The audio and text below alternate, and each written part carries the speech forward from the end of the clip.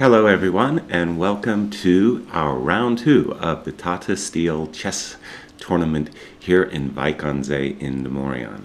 As you can see behind me, we have a beautiful overview of the playing hall where the players have just started the second round.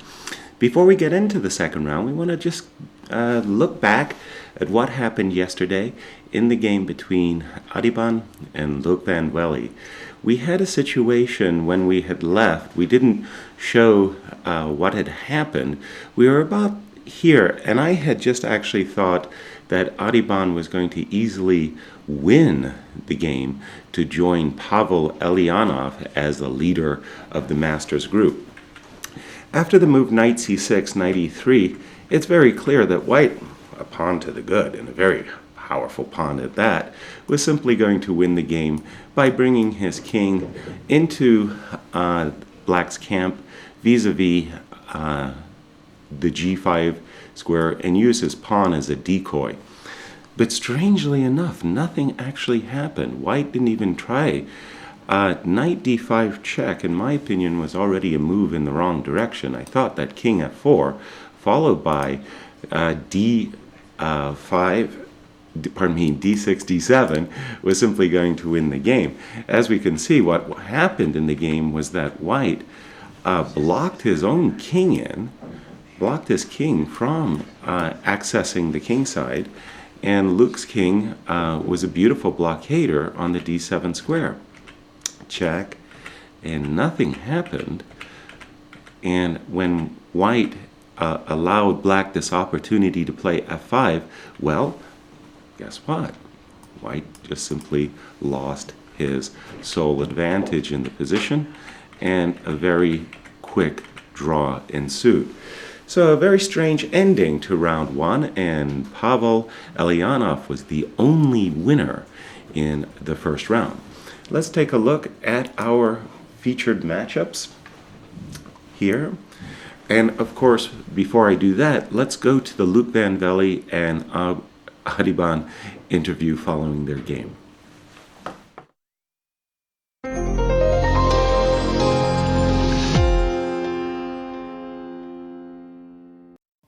In the last game of the first round here at the Tata Chess Tournament, can you comment on it?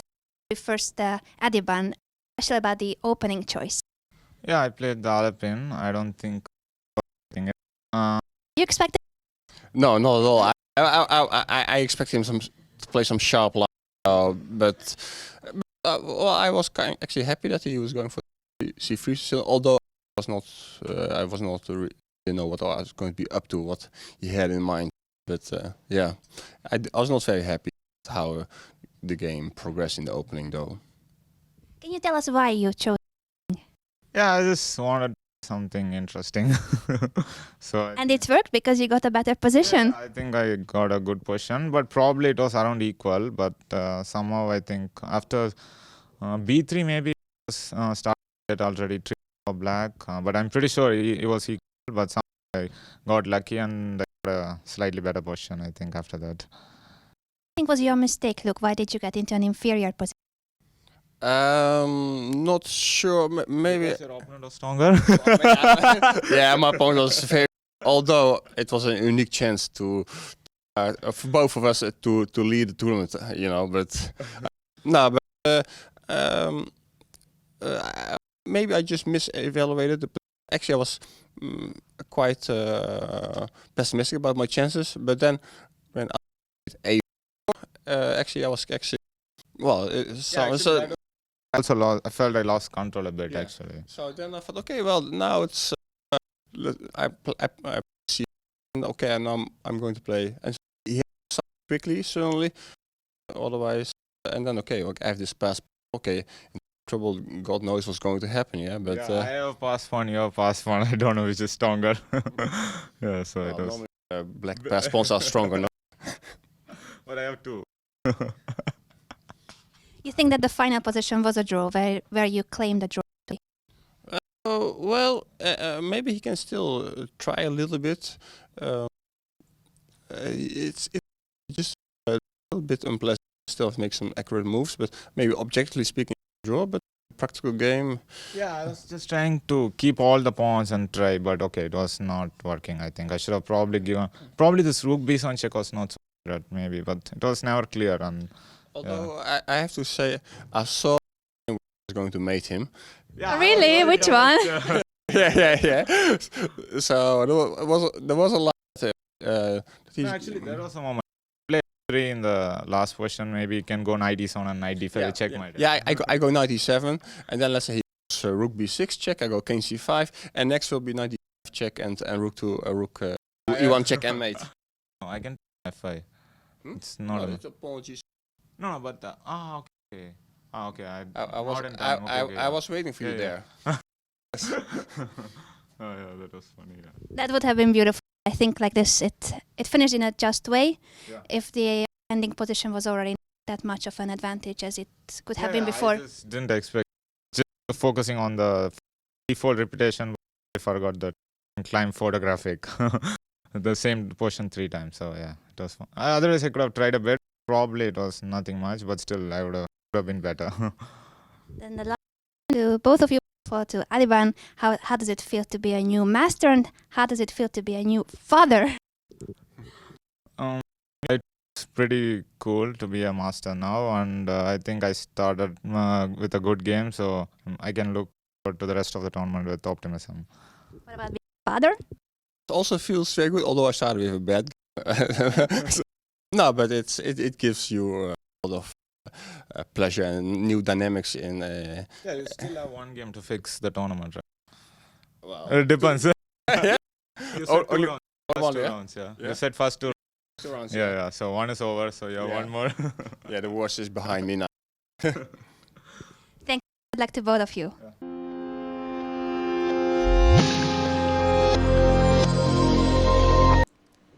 Hello, everybody, and welcome back to our live coverage of round 2 of the Tata Steel Chess Festival. I'm your host, Yasser Seirawan, along with Robert Rees. Robbie, welcome to the show. We're looking forward to a good round today. Well, why not, yeah? Why not? But before we do go to the games currently in progress, let's just do a brief recap of what actually happened yesterday in some of the games. We'll start with our own winner, Pavel. The lone winner, I wanted to say. And I liked this game very much. It made a great impression upon me. I don't know about you, Robbie, but I really like this exchange sacrifice very much. It's like this it's called Russian positional sacrifice. Yes. Really great style. This wonderful knight on f4, d5, weak squares. Exactly. No entries for the black rook, so I was really enjoying. And so was Pavel. Again, he was our lone winner, and just the way, from this kind of position, the way White controlled Black's rooks, the extra exchange, never had a role, in fact, in this very late middle game. White's pieces simply dominated throughout. He only had a pawn for the exchange, and then suddenly he had 2, and then before you know it, he was just strangled. This was just great play. Rook d5. There goes another pawn, and another. No counterplay at all for black. Exactly. And then we reviewed the Abidan game, and then we had the big matchup yesterday was Wesley and Magnus. Yeah. But nothing actually happened in this game, right? Bit of a disappointing draw. Right. It was a lot of sizzle, but in the end it was a fizzle. Slav defense that both players seemed to know very well. Apparently Magnus knew better. Better. Yeah. Queen c4, that was already an indication that Wesley wasn't going to take any serious risks. Bishop takes g7, and then there was simply this one moment right here where basically Magnus had to find a forced move. Rook g5, and then it was all equal and draw. Right. So, well, that were actually the 2 most interesting and important games. I mean, all the games are important, but Right. This was the decisive match and the best. Well, the highest rated players against each other. Yeah. Yes, with one more to go. We'll do this one. Sure, yeah, Sergei yeah, Karyakin and Anish Giri. Come on, you're number one Dutch fan, right? Anish has been playing the Najdorf, and he's been playing it very successfully, even though he's got this undeserved reputation. Deserved reputation as a drawing master. In truth, he's trying to sharpen his repertoire. He's just not getting the positions. Yeah. Sergei's A2, A3. We were poking a lot of fun. But in the end, he actually was enjoying the play. He actually had some little bit. At a certain moment, I thought around these parts that things might be going in his favor, but nothing really happened. Just a lot of hacking, and Black was basically okay throughout. Right, yeah. Yeah, not much to say. I mean, Black obtained his counterplay, became very active. White King is too vulnerable to... And I mean, the knight on f1 is out of play, so right. Very difficult to make progress. Yeah. Exactly. So draw agreed. So there we go. So let's get into round 2. Let me just... find it on my screen, and we have Magnus Carlsen. Oh, here are the pairings for the Masters group.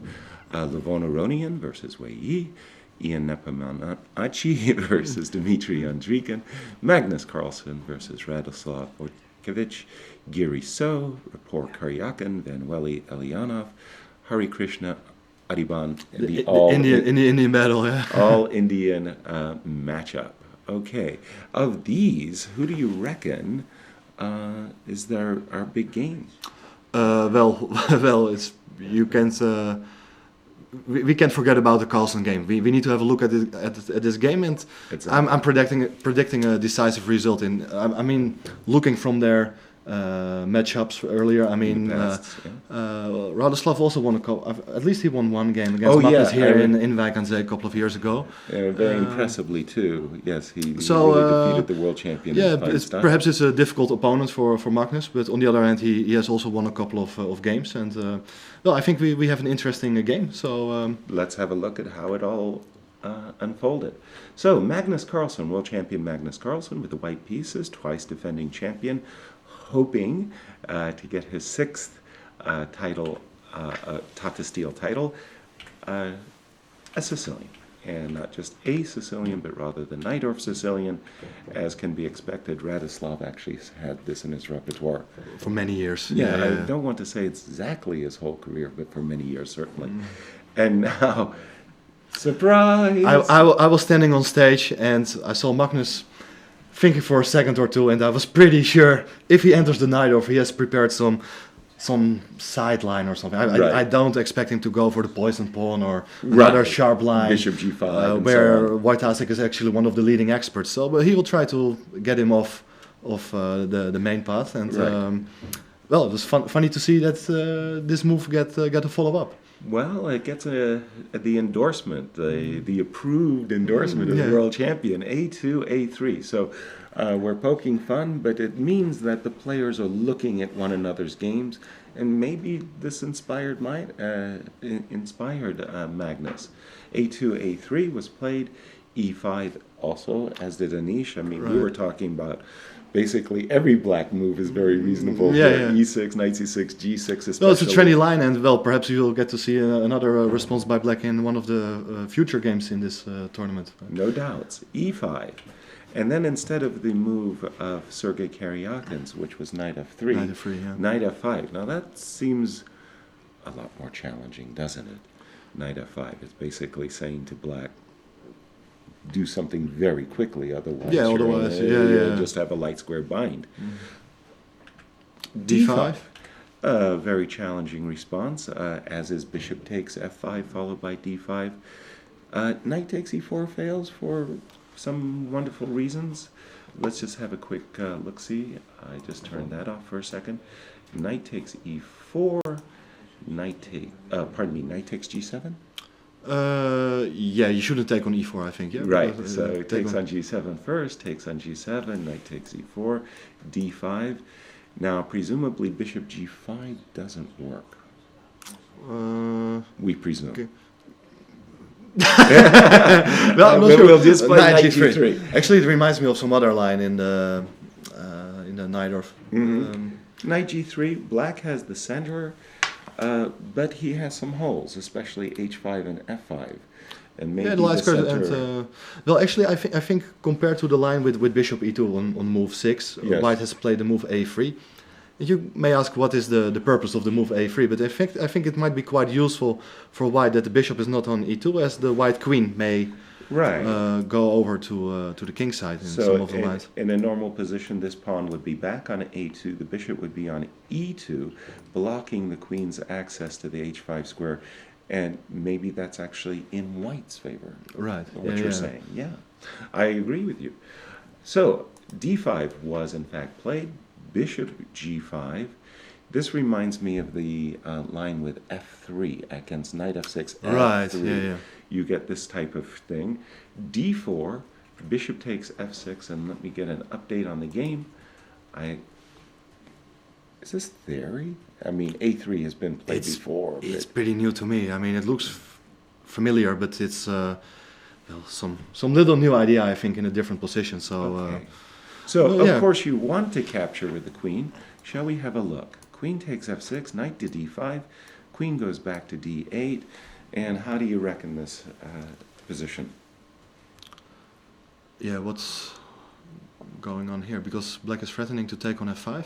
Exactly. So you go for Either- bishop C4, perhaps. Either or, C2, C4, or bishop C4. yeah.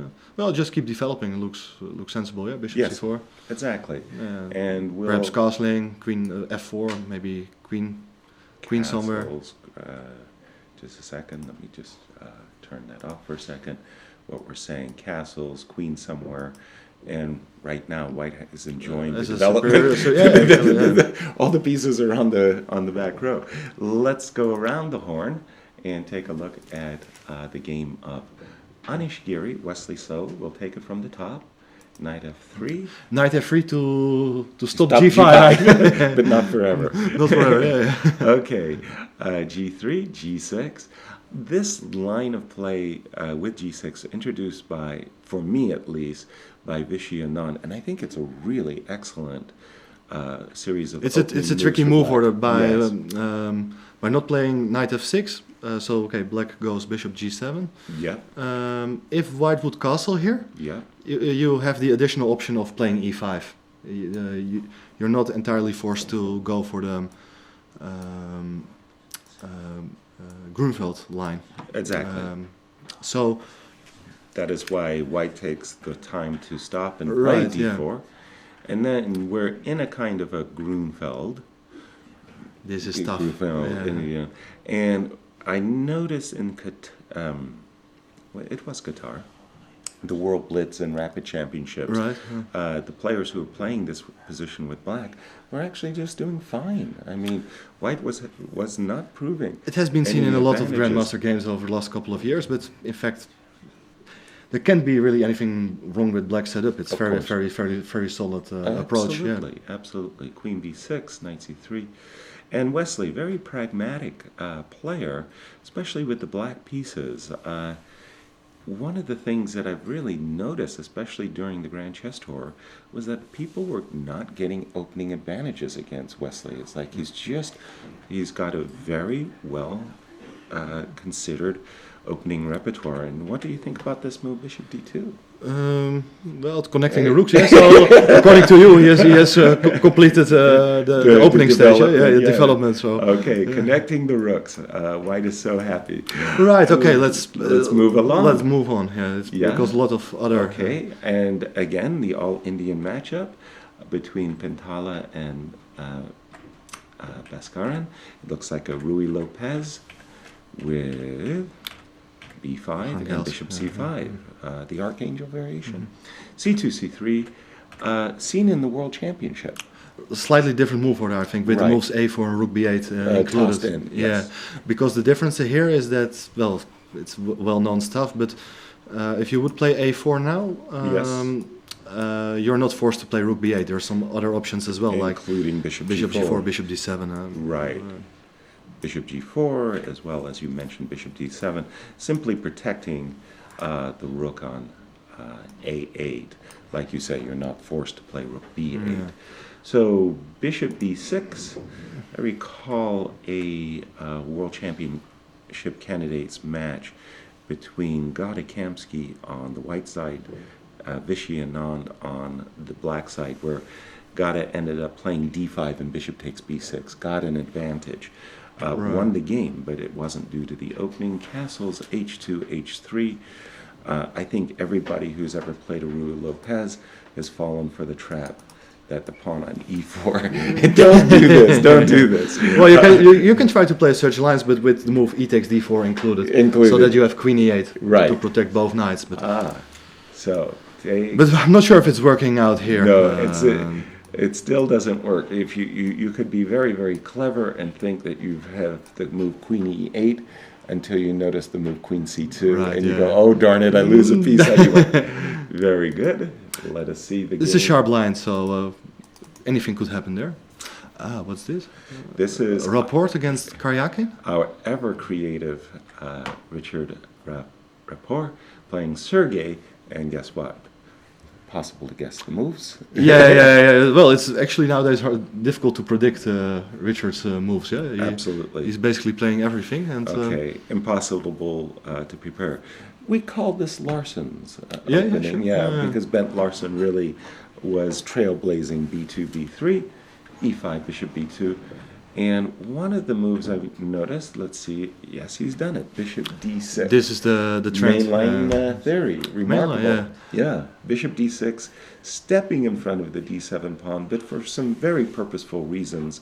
Black is planning simply to castle play rook E8, and based upon White's reaction, he is hoping that sometime down the road, he'll even get an E5, E4, and Bishop E5, and solve his dark square bishop issue. Yeah, well, actually nowadays there's a lot of theory involved, a lot of grandmaster games, a lot of blitz games are studied in those lines as well. So I think they are still following some well-known lines. Including games. This move, Knight A3, by the way? Actually, I played it myself with black, so at the lower level.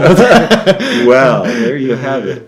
And, well, okay, it's a very straightforward idea. Knight C4 and give me the pawn on E5. Actually, you can play the move E4, which has been played by Karyakin, but the other move, I'm not sure which move I played. It was some years ago, but I know there's another move which is Knight A5 to stop the move Knight C4. Wow, Knight A5, very visual.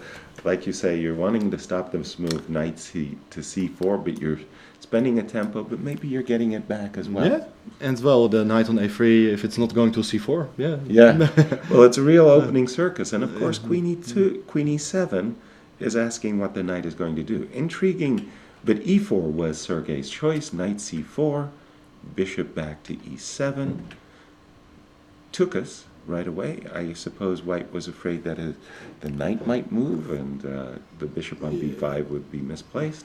Captures, castles,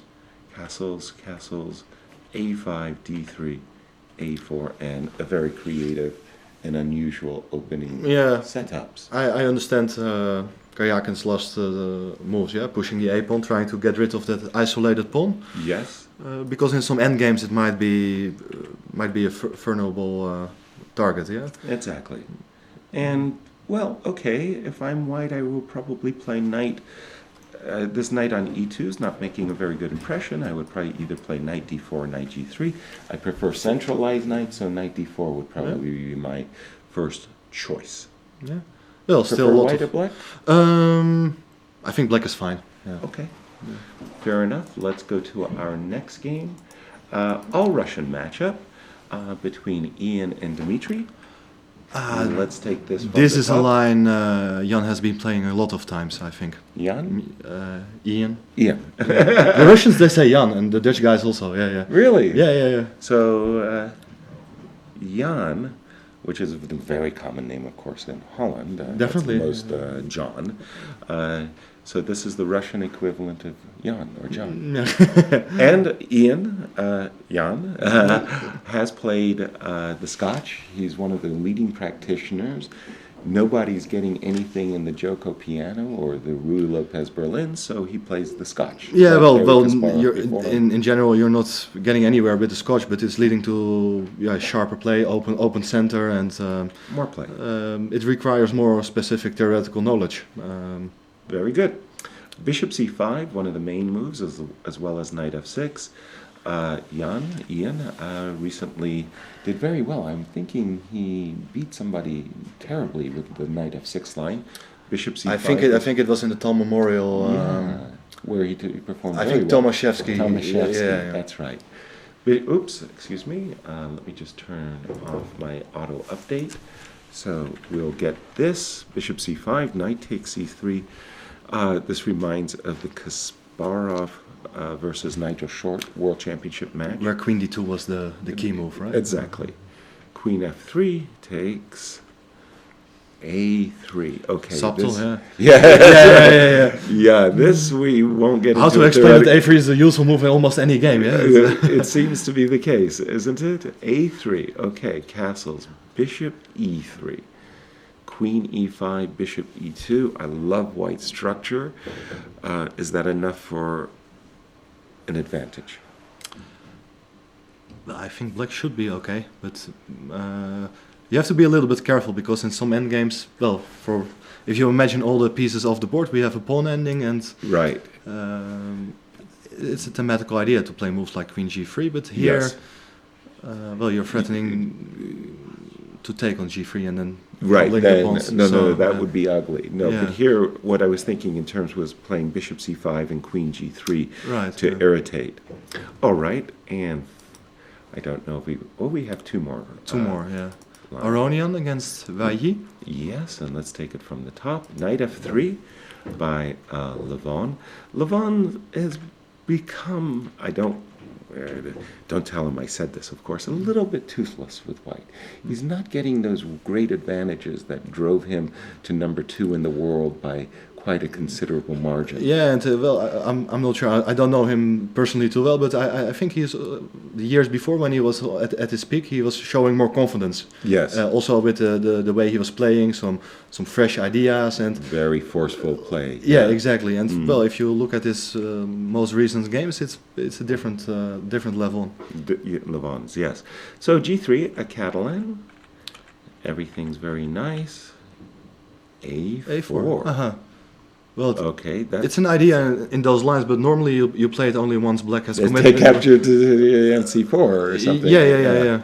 Okay, a4, a5, queen c2, c6, rook c1, knight e4, bishop e3, and it wouldn't surprise me if we were to see a f7, f5 in the position, almost going into a Dutch stonewall, where the inclusion of a4, a5, in my view, actually favors black. Yeah.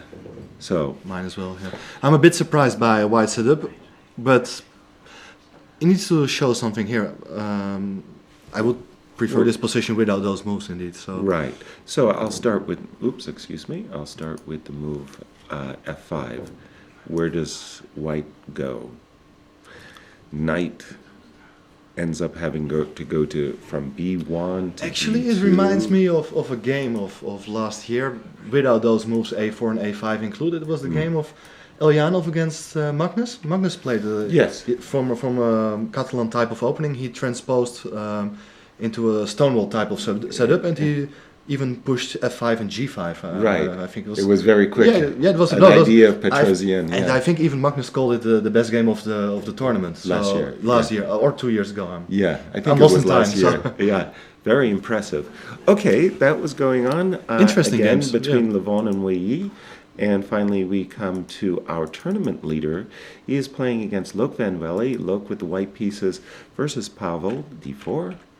And we quickly get a Queen's Indian with this early bishop b4 check. Bishop d2, knight c3, bishop b7. Nowadays, you hardly ever see this. Everybody's playing bishop a6 instead of bishop b4. So c7, c6. So this was an idea I had when I was playing my career was to get this kind of a Catalan setup with an early c6 and d5. Right. Most people were trying, if they were trying for an advantage against me, most often played e4 here and d5, and away you go. I mean, it's a long line. But castles was the choice of Logue, d5, bishop f4.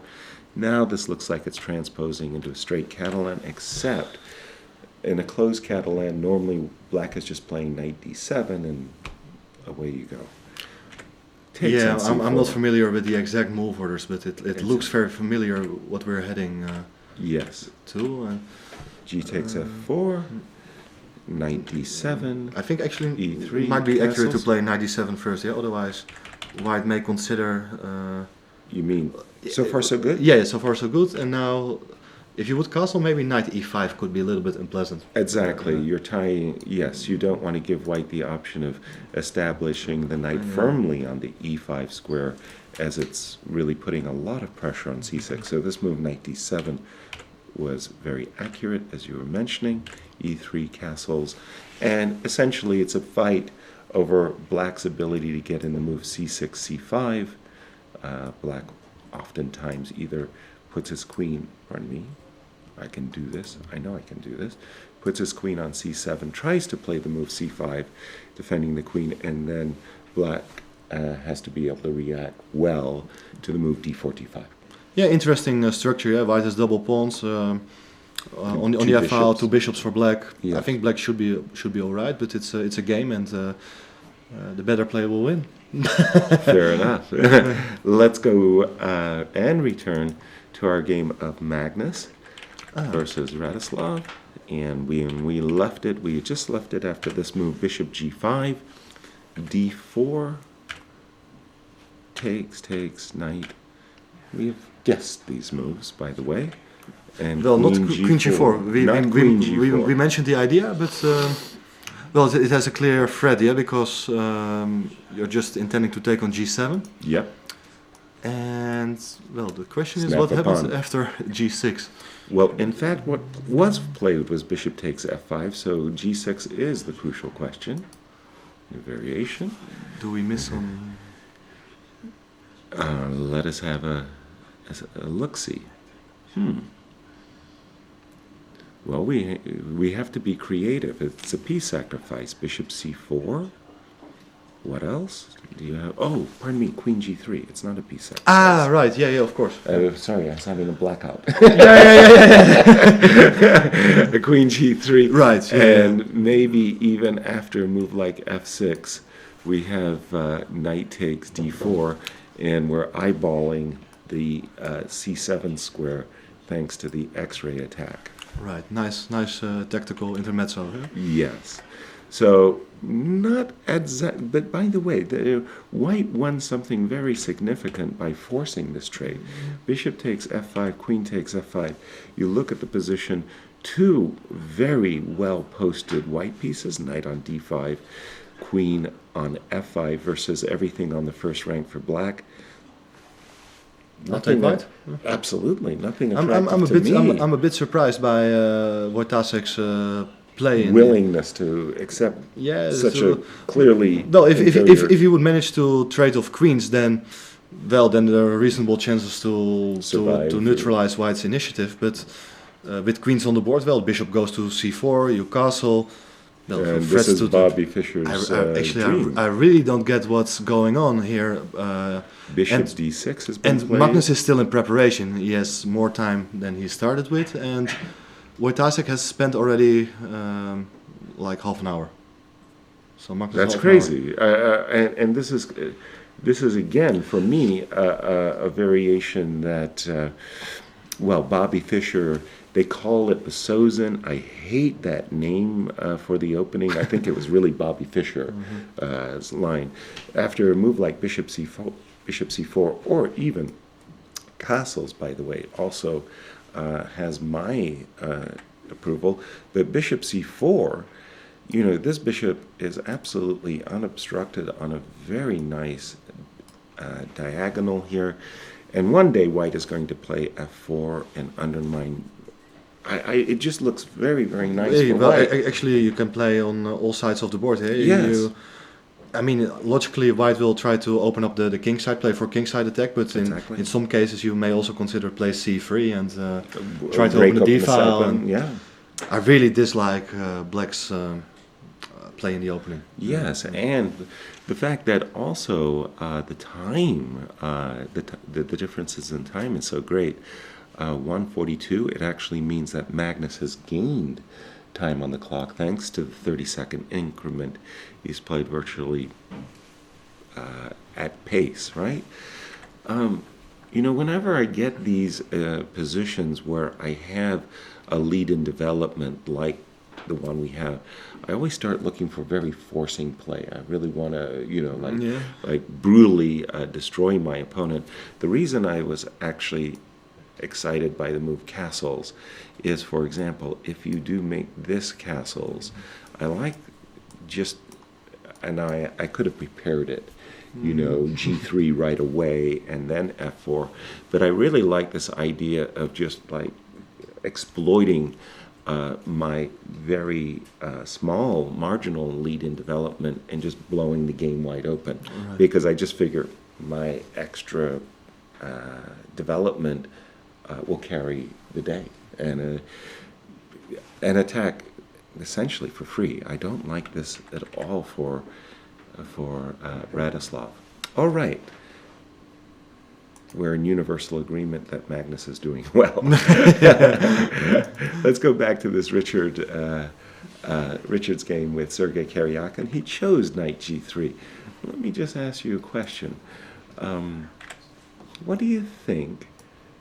How do you think? Pardon me. Sergei was prepared to meet knight d4 because I'm not sure how he should. If you play c5, I'm going knight f5. Knight f5, yeah. Clear. If you, well, I'm playing knight f5 almost against anything except maybe a3. Do you think a3 was slightly disturbed by a3, but only slightly? I have no I'm not idea. really sure. I think it's pretty concrete. There are some ideas with d5, c5, a3. You have to check all those move orders. Right. Well, the immediate d5, obviously, we've Sure, got this yeah, issue. yeah. Okay.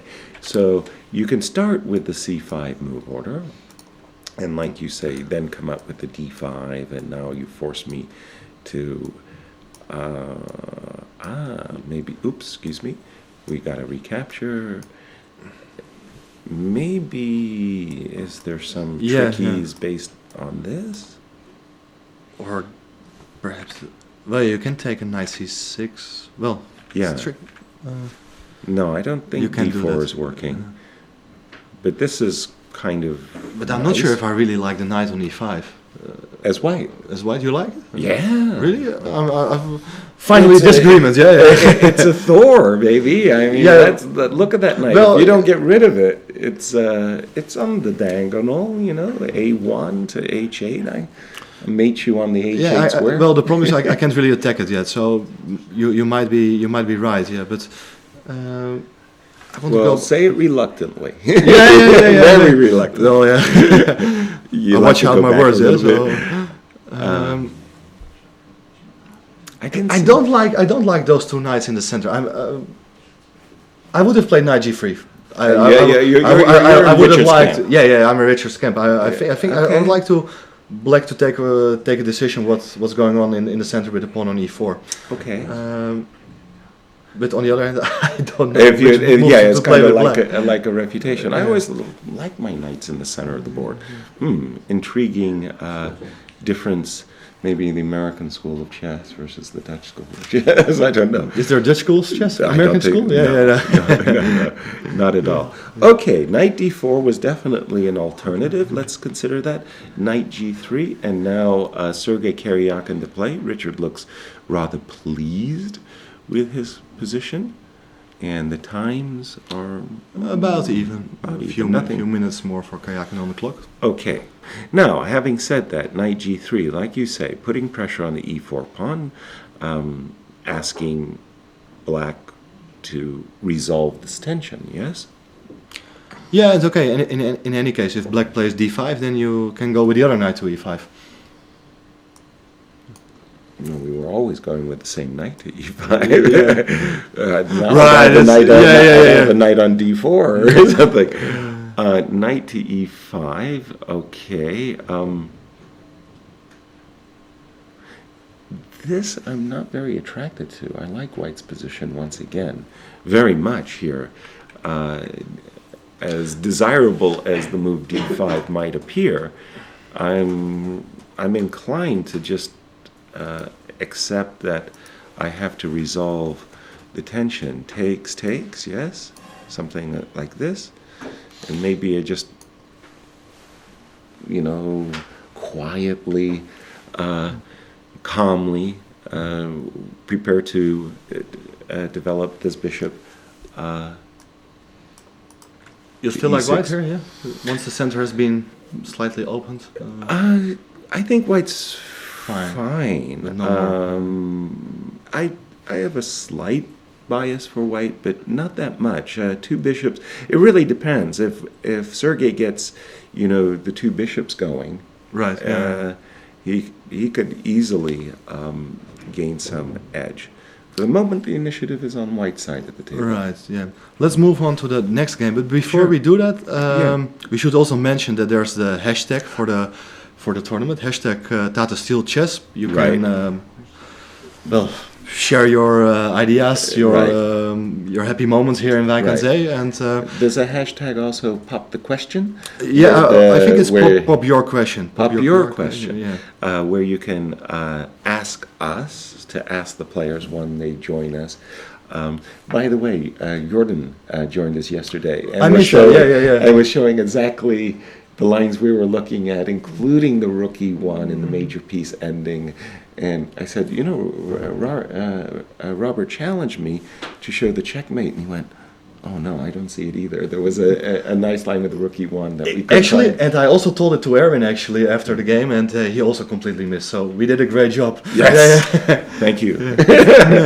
We're searching for those compliments, everybody. Again, we'll turn to the game of Anish Giri and Wesley So. Queens have been traded. Indeed, they have. After the move Bishop D2. Wasn't it yesterday that Ian against Radislav played Bishop E6, provoked the move C5, then moved his bishop back to C8? Yeah, could happen here as well, yeah? Yeah. So there we have it. Bishop D2 was met by Bishop E6, Knight A4, provoking the trade, which occurred. Intending to play Knight B6 as a Yes. threat. It's little idea here, so... Actually, that's a King Kong-sized idea, Knight B6. Thanks to the pin on the A file, Wesley's move, Knight B8, D7 was absolutely provoked. Rook on F1 to C1. Knight to E4. Already, this is, pardon me for making an obvious comparison. Knights should be centralized, and with this nice knight move, you actually uncover the bishop on G7, bishop A5. Well, what is this? Rook D8. Anish is fishing for some kind of weakness over there. He wants B7, B6. I hate to give my opponent what he's asking. It's sort of like, excuse me, can I have a weakness? No, you can't. What are you, crazy? So I'm expecting rook on D8 to C8. What do you think? I think Little space for I'm White, but I'm not an expert in those positions. White might have something. Well, it should probably be equal, but there's still a lot of to play for, and nowadays it's just also very important to surprise your opponent. And definitely Wesley didn't expect this line for today, as he spent much more time than Anish. I see that also on the clock, 132, 134 to 1. So I think Anish is satisfied with the outcome of the opening, but probably he has a clear plan for game plan. So let's see what he has what he's up to. Okay, I for myself, I see these, but again, I see these positions occurring so often. It's sort of like the black players are so well prepared. White doesn't end up with too much. But it worked. We mentioned that there is a tweet hashtag for NS, and we have a tweet. So, can we collect a crowd? What does it say? Crowdsourced prize fund for GM Rupert. He may not be the elite with these openings, but the fans approve. Absolutely. Okay, all donations to Richard's future fund are happily accepted. I agree. I love this creative play. He was punished yesterday for it, unfortunately. Yeah, but it was game of the day, and that's what people would like to see. And absolutely, that's why he's here. It's not the result. It's his style of play, and it's a game. Yeah, it's not a science we're doing here. The science they do at home. Yes. But here it's a sport for the guys, and the crowd want to be entertained as well. Absolutely, art, sport, and entertainment. Good tweet. And yes, we're all for it. We like such creative players, and Jobava definitely is one. He's also on the list. Yeah. Yeah. I loved Morozevich as well. Did you? He's not a bad player either. No, he's marvelously creative as well. Okay, I actually think that Wesley's position is actually just perfectly fine, and I'm calling this one equal for my taste. Let's go to Pentala's game. Maybe you can share. Right. Well. What? Did he really? Yes, sir. Yeah. I have seen this was a blunder. No, I have seen similar ideas, but I couldn't come up with the exact move order here. My goodness, I think I would have stopped a long time ago and said, I'm blundering a piece, but actually, I have played those lines with black. I mean, how do you say the Archangel? Archangel. Yeah. I've played it with black myself a couple of times, but I never got this line in particular. Mm-hmm. Well, look at Harry, his body language. He's pondering. It's a bit of a weird pose, or yeah. Well, Ariban seems perfectly happy. And again, because of bad memories of blundering my knight, I literally would have stopped 2 plays ago. But seeing one move further, d5, and that's really rotten that White has to give back a piece. I'm assuming that after bishop d... Oops, excuse me. Let me turn off my... I'm assuming after bishop d2, this is a wonderful exchange sacrifice. Right. Thanks to the intermezzo. Well, you don't even need the intermezzo. I'm thinking that f3 takes g2. You just... Well, you can even take on f8, I think. Just the simple... Well, you may take on g2 first as well, but I think those bishops are fantastically quite nice, good. I don't know. Yeah. No, this is fantastically good bishops. I really do like these positions for. Well, I actually showed my bias for the exchange sacrifice in yesterday's game. That Pavel here, I think Black's compensation is more than sufficient. I actually like Black's position. So that was why Pentala decided, well, it's time to give the piece back. He played bishop takes h7, king takes h7, knight c3. This is our current position? I think so. Well, yeah. we can make an update again. Sure. To see, and yes, it is. It is. My first impression is that I'm very happy to trade a center pawn for the h7 pawn and have the 2 bishops as well. I want to play the move c7, c6 at the risk of maybe leaving my knight on b4 high and dry. That's the problem there. Right. Well, Yeah, you can always play knight c2 and on a bad day, yeah.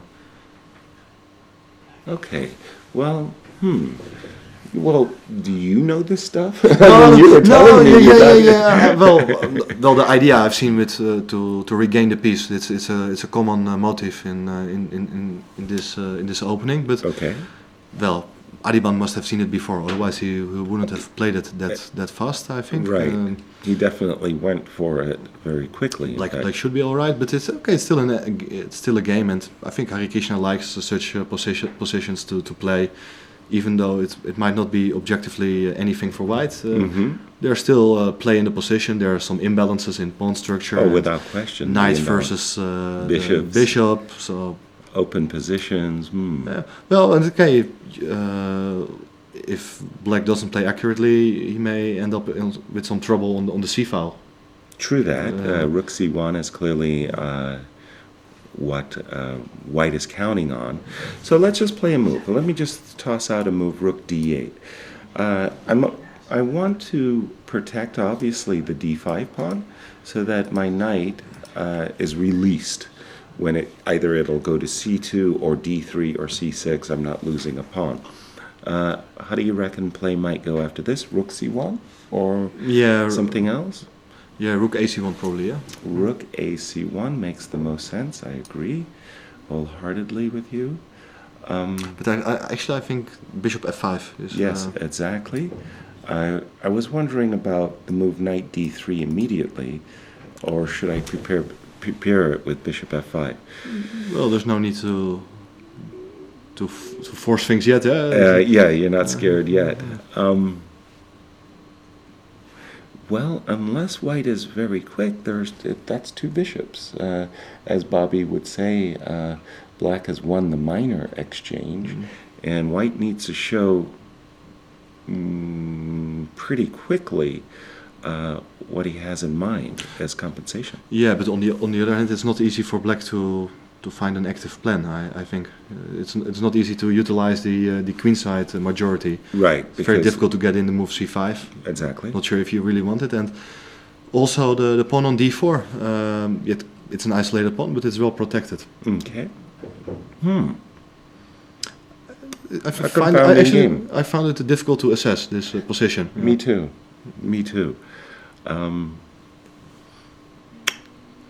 Tough one. No, let the players let the players figure it out. Yeah, exactly. Let's go to the All Russia matchup. When we just left it after the move Queen e5. By the way, Bishop e2 was played, and h5. Wow, h5. That is unexpected for me. On the other hand, it's a kind of normal move in this Scotch line. Yeah? But yes. In this particular position, it's not the first move you would come up with. Not at all. The first move I think everybody would come up with is knight f6. If the intention of the move h5 is to threaten bishop g4, well, developing a piece over a pawn is usually to be preferred. So I think everybody would have played knight f6. But you're right. There are times in this particular line where, especially if white is castling short, sometimes you would like to have your knight on e7 so that you're not stepping in front of your pawns. Yeah, and even in some lines after h5, the knight sometimes even goes to h6. How bizarre it may look, but you can try to expand on the king side. Well, h5 is hanging in right now, but right. Well, there's some flexibility in not placing the knight on f6 yet. Okay, well, h2, h3, if it were to provoke h2, h3, then the move h5, I think, becomes justified. Intriguing play. I'm also having a hard time assessing this one. I mean, it's like a lot of difficult puzzles are being put before us in this round too. All right, back to the world champion, Magnus Carlsen. H4. Okay, we have left it just at this point. I was not necessarily pounding the table. I did like the move castles long. I actually like two move bishop c4, castles long, and of course Magnus played a different move altogether. h2, h4. similar to Ian's game where you saw Right, yeah. Harry the H pawn. If Simon is watching, then trundling up the board, and okay, he wants to go H5 or rook lift. Rook lift, yeah. Yes. The longer I look at the position, the more I dislike it for black.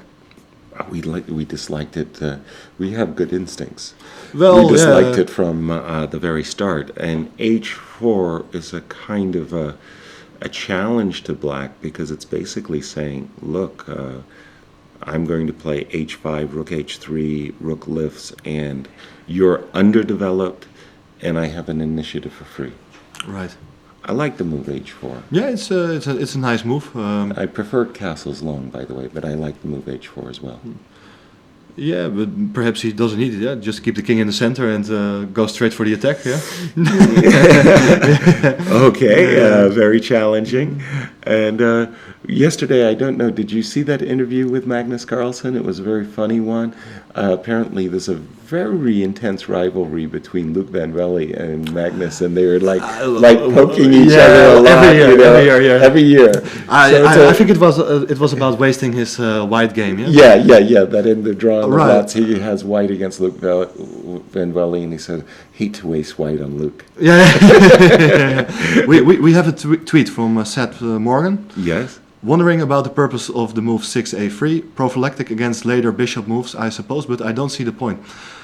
Well, actually, I think Seth is pretty close to the answer already, because the move a3, well, in the lines we get to see. I mean, in the current position of the game of Magnus, you see that there are no checks on b4. Queen a5 ideas are always be met by b4, for example. Right. So just to point out, if black has reason to play a queen a5, we do have a b4. We're protecting the square b4, and we're, I guess in another way, it's a quote useful move, at the same time asking black to define his options. Are you going to play e5? Are you going to play e6? Are you going to play knight c6? I actually was poking a lot of fun to the Twitter writer. I want to say I'm with you 100%. I was poking a lot of fun. Yes, we were poking a lot of fun yesterday when Sergey chose this move. I actually like the move g7, g6 very much, transposing into a dragon where I feel the moves a6 and a3 favor black. And I would have played the move g6. In the game, it seems to my mind, if this is the most forcing and... Yeah, well, and let me show you one other point to set. What you got? But what I think those ideas with knight f5 have been seen in lines with bishop e3, or even in lines with bishop e2 on move 6. But here you see, for example, that the bishop goes from c1 to g5 in one go. Not rather than stopping through e3. Yeah. And so the move a3 becomes useful because it's not bishop b4. And compared to the line with bishop e2, you see that now in the game the queen has gone to g4. The queen can go to g4, which is simply impossible with the bishop. Exactly. So e2. It's not a refutation of the Najdorf, but it's a little idea. And well, that's the point. Today, when you think about all of the major defenses, whether it be a Grunfeld, a King's Indian, you're never looking, you're not refuting the line. There's no such thing as a refutation to such a system. What you're really searching for is an opportunity to get play. Yeah, to just create something that isn't analyzed to death. Exactly, and well, it get the opponent out of their comfort zone. And it perfectly fits in Magnus' style. I think he is not the guy who is playing 20 moves of hardcore opening theory. Right. He just plays a new position from move 6 basically, and try to pose problems. And well, 2750 guy is under pressure from now on. So let me ask Robert a critical question for me. I really did not like this decision. If bishop takes f5, then I really don't like black's position. Let me try, let me try g6 once more. We were swift in our refutation of g6, because we saw the move queen g3 with the double threat of both knight takes d4 as well as queen takes e5. Let me protect both threats like this with the move knight b8 c6, and no, it's still knight takes d4. Ooh. You're sure? What else? Let's try a bit. Knight Here? takes d4, yeah. What do well, if you take with a pawn, you were intending to go knight c7, Exactly. king, and All just right. take the rook. Yeah, there's simply There's not no trickies in the enough. position. Yeah, so let's say knight takes d4, Yeah. Queen takes. queen takes Check. e5, and now the knight is hanging as well as the rook. Rook. Yeah. And that does it. No tricks. No tricks. Knight c6. Yeah, then it just means that I don't like this move d5. Yeah, it could very well be that it's not the way to go for black, and instead, well, future games may have to deal with knight takes e4 or. Not playing the move e5. e6, g6, or knight c6 might become more attractive. Well, that's what's going to happen anyway. Is like we see now. Yesterday, the move played by Sergei. Today by Magnus. Everybody is following their game, so people will try, and we will also get to see games with the move g6. Right. A question for you, maybe our audience would ask the same questions. If you play knight c6 and the guy goes for a rouser style thing, then again, the move a6 is very useful in a rouser, and the move a2, a3. I'm thinking in terms of bishop g5, of course. Right. Yeah. Bishop g5, I want to play after bishop g5, bishop to d7. Oops, excuse me, I got bishop to g5, bishop to d7. Kind of what Fabi played against Sergei in the final round Of the candidates. Yeah. The game that Fabi needed to win, and the victory for Sergei that catapulted him to become challenger. Sure. Yeah. It's not something you see at top level too much nowadays. The rouser and. Right. By the way, very competitive game. I mean, Fantastic it was a game. fantastic Yeah. game. What we'd love to see. So again, maybe this is more of a challenge for White to get to show a plus than what we've seen in the game. Because again, we'll just bring up our current position. We'll say we both are attracted to Magnus's position. We'd like to play this ourselves. Right. Agreed. Where would you like to take us? Some of the Masters games, perhaps? Well, I'm not sure. I'm in for a little drink. Yeah. Okay. Well, let us have a break, and we're going to show you an interview that Magnus did following his quick draw yesterday with Wesley So, where he makes a real poking of fun against your Luke Van Velde. Lukey boy. Yeah. Okay. He needs to come back. Enjoy your.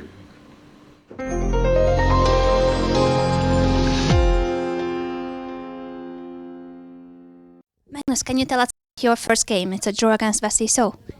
Yeah, it was not too much to talk about. So I think didn't play in a critical way, and then only takes a couple of moves to to secure the draw. He was aiming for a draw.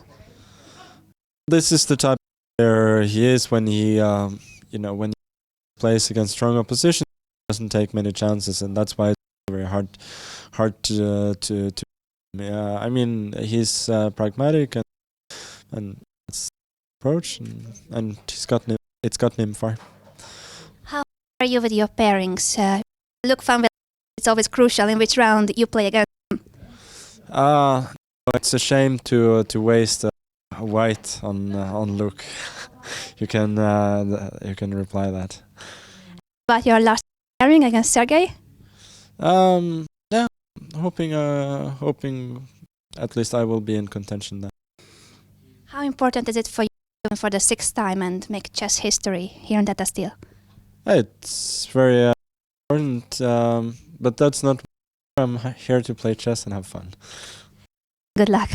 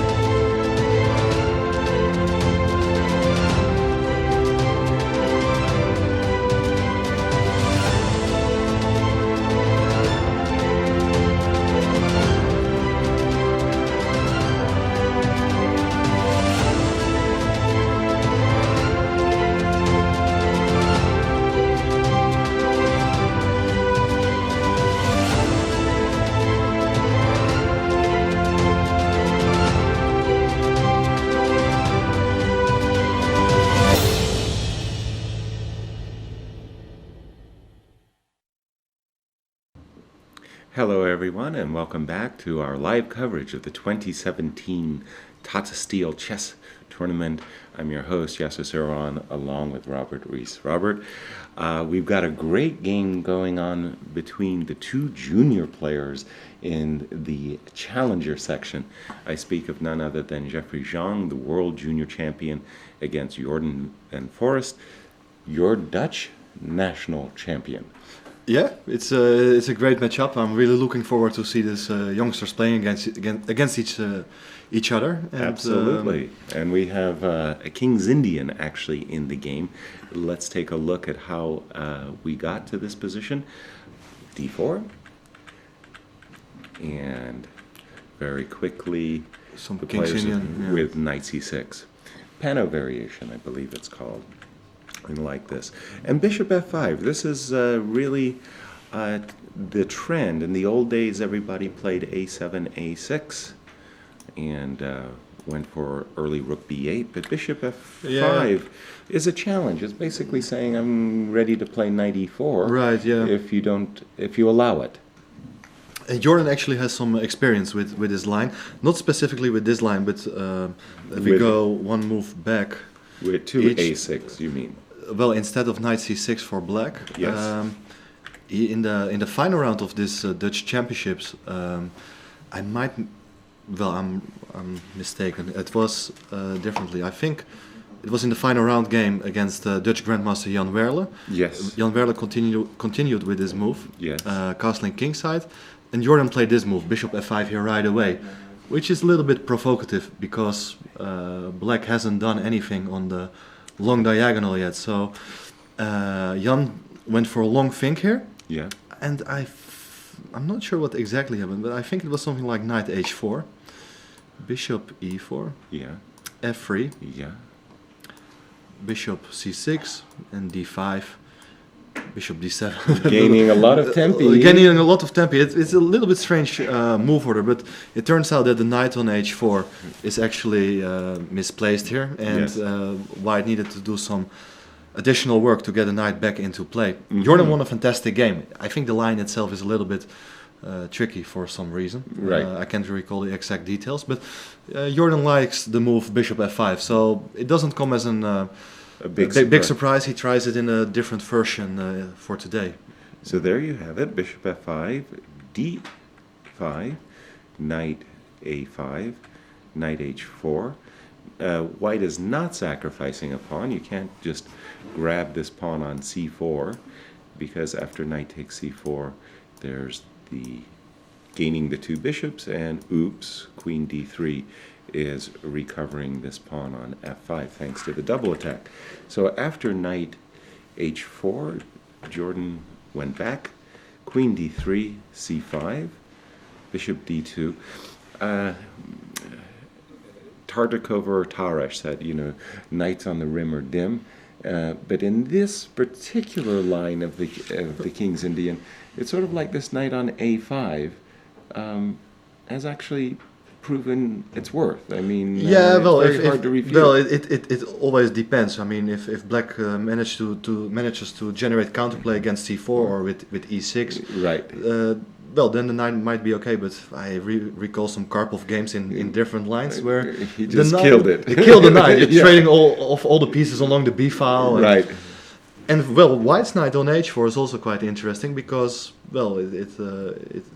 because the knight's on H4, White managed to get in the move Queen D3, protecting the pawn on C4, Mhm. and White is ready to push pawns in the center probably, or even consider a move like Knight E4 in some cases to attack Really? the knight on A5. Exactly. Let's see how the game unfolded. B3, B5, Rook B1. You don't really want to take that pawn on B5, Benko Gambit style play where the White's pieces don't make a good impression. Rook B8, and like you say, Knight E4 indeed occurred. And now again, it's just a question if this knight remains offsides, and that was why Jordan went for E7, E5. Okay, he'd like to play F5 and E4. En passant, So you got to take here. bishop takes, and like you say, this knight on A5 is currently working very well. So bishop d5 to block. Bishop takes d5, queen takes d5, and we're up to date with the position on hand. My first impressions are I love nibbling against weak pawns, and this pawn on d6. Jordan has to be careful that, well, it doesn't remain a perpetual weakness. And if white... I think he has played queen b6, looking at the screen. If white ever gets to reroute the knight to d5, black's in for a long afternoon. So queen b6, you think, is the move played in the game? Yeah, I see. Yeah, I think it has been played, and okay, he's just intending to take on c4, and if white recaptures, you can give the queen for the two rooks. Exactly. So let's just to put that line in perspective for a moment, I don't want to play knight f3. Let me play a move, e2, e3. So you were saying that if takes, you're prepared to give up the queen? Well, I think that's the point of playing queen b6, yeah? Well, it could be. The problem is still the knight on c6, the knight on a5 is still high and dry. Yeah, but maybe you can play rook d1 here. Rook d1? Yeah. Okay, that move surprises me. Rook d1, I didn't expect it. Pinning, that's a strange, awkward pin. Okay, knight f3. Bishop c3. And bishop c3. How annoying. Yeah, because, well, black is threatening to take on d2 and then take on c4. Exactly, and then it's queen versus rooks, and black is perfectly happy. No, it's those are the typical ideas black is looking for. Yeah, the dynamical chances to justify the knight on a5. If I wanted to leave the g2 square unoccupied because I wanted the rerouting of the knight. You know what I think white should do? Yeah? He probably should start with the move queen d3. Defending the rook on b1. Yeah, and then you're vacating the d5 square anyway. It may black give some time to make a move like knight c6. Yes, and that's not my joy. This is really awkward. I understand. I have some very strange moment. Okay, let me try one more idea for a second. Knight g2, new variation. I'm assuming takes. Let me do this one. You still have c3. That's a c3 is a nice move. Yeah, c3 is a nice move indeed. I don't. You know what I was thinking? If I get the time to play knight e3 by forcing your knight to some silly square, but c3 seems to refute my idea. Okay, one more look here, because this is a critical position for sure. Critical position for sure. I don't want to do this, but maybe it's not completely silly either. Takes. I'm assuming you're recapturing with the pawn, right? Yeah, of yeah. course. Rook d1. I'm keeping in reserve bishop takes a5, queen takes d6, and although I'm never really happy about that. Yeah, but I think black is pretty active here. I agree. The moment I give up c4 with c takes b5. So a key moment, and we can see that on the monitor there, at the webcam I mean, that Jeffrey is totally focused. This is really Jeffrey. You can see that he's realizing that he has to come up with a nice plan here. You mentioned queen d3, and as reluctant as I am to endorse it, well, I also I feel that I think black can actually play knight c6. exactly, and just bring the knight back. Because the pawn on d6 cannot be taken as the bishop is unprotected on d2. Exactly. So any any capture of this pawn will be met by rook d8 and Well, the bishop on d2. Okay, it's a backward Isn't it pawn on sure? d6, but I think white is simply unable to exert pressure. Mhm. That seems to be the case. Wow. Okay. Knight f3, new variation. Let me just see this one again. Takes with a check. King g2. The difference between the variation we had a moment ago, my knight protects the bishop, so it gives me this opportunity to play the move queen Right. e4, and I'm eyeballing both queen c2 and bishop a5. So maybe I have to play knight f3 here. Yeah, but then on the other hand, you have abandoned the idea to go with to transfer your knight to d5. So Right, which I very reluctantly, unfortunately, had to do. Also, I am trying to stop the move knight c6, because then I will take on d6 without fear of losing my bishop on d2. Well, it's a very interesting battle with chances for both sides, and Yeah. Well, again, a very important matchup between these two players who have every likelihood of being the great players of the future, right? So let's just go back to our world champion, Magnus Carlsen, enjoying what I thought was a very nice advantage after the move h2, h4, knight c6, bishop c4, b5, bishop b3. What do you think about that move, bishop b3, by the way?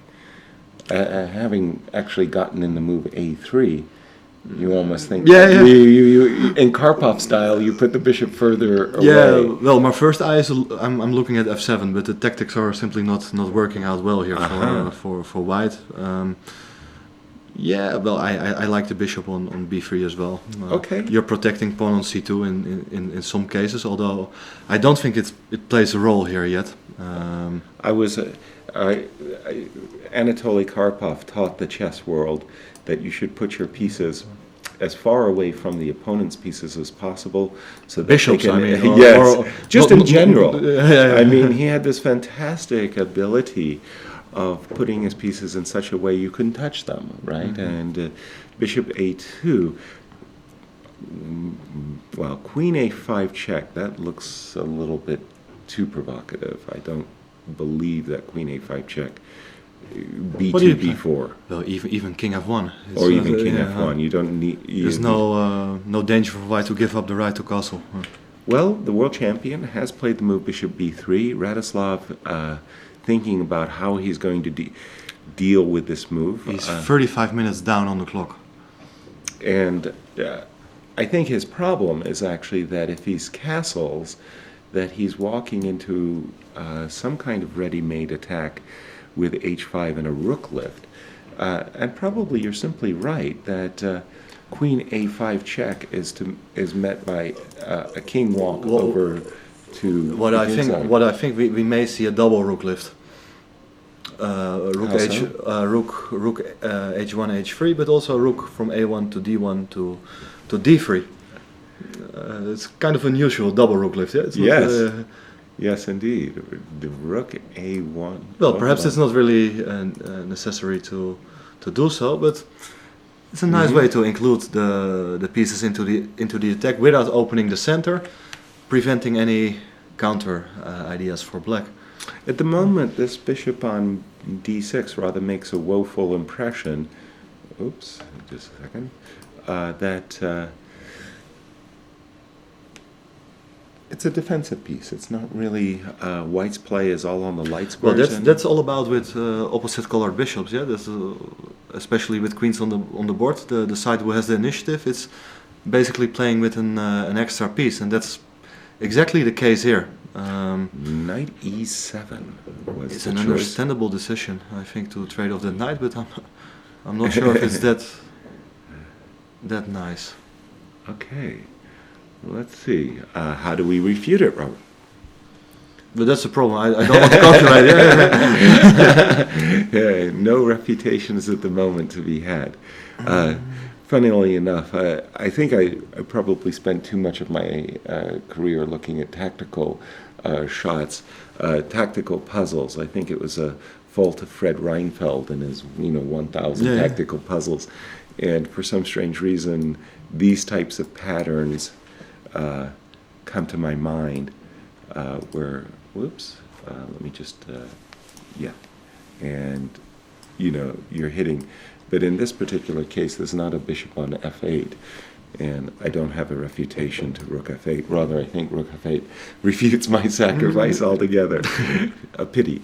But knight e7, that doesn't really impress, and probably the worst is past for black if this is all there is. We need a better move than that. Queen g5? I was also looking at queen g5, although I think in that position after the knight trade, it's still unpleasant. Because? Or you're intending to play queen f6 after? Well, castles. Without the knights, well, a lot of the firepower got lost there. That's true, but on the other hand... Let's try this one. This one is a little bit more but here challenging. I play knight takes d5. Knight takes d5. Bishop takes d5. Queen takes. Queen takes. Pawn takes, of course. Rook c8. Rook c8, very natural move. And now this pawn on g5. I was looking at g6, but after hg, I don't really... So, I don't know. Castles, let's say. How would you evaluate the position? Not bad, not bad. I think that it's sharp. Bishop e7. I'm a little bit worried that my g-pawn could be vulnerable. Yeah. I'm not making a convincing case for Magnus here. Queen g4 is the only other really... Look at the body language of Magnus. Yeah. He doesn't appear very happy to my mind. Although he's very Have you seen him happy at the board? Yeah, well, when he's got the California cool. No, the California cool is like when he's leaning back and he's looking. That's usually a sign of satisfaction. When he's crunched a little bit forward, that's the intense Magnus, that he's really looking hard. Yeah. Right? So... Right now, he doesn't have the California cool. He's missing a little bit. He's determined, yeah. He's very determined at the board. There's been quite a number of killers in the world of chess. Anatoly Karpov, Garry Kasparov, Bobby Fischer, these names. Kramnik at the board didn't have the killer, although he's incredibly good, don't get me wrong. But Magnus... He strikes me as that's serious. He's really looking to, take your lungs out with a spoon. He wants to beat you. Vichy always struck me as the soft, easygoing. Yeah. His move spoke for himself. But at the board, he didn't have that, I'm really, the executioner par excellence. Magnus, yes. I don't see a good... convincing line here for Magnus. Yeah, but perhaps you can... No, I just don't know. Me either. We're going to have to leave it for Magnus to Yeah. come up with something very We can have a look at another game yet, Sure. because Magnus will use his time well and come up with... a good plan? Yeah, well, he will try to figure out the best... The most favorable circumstances to trade a knight, Yes. Which seems inevitable. So Yes. okay, Close that one. close and this one, and where we go now?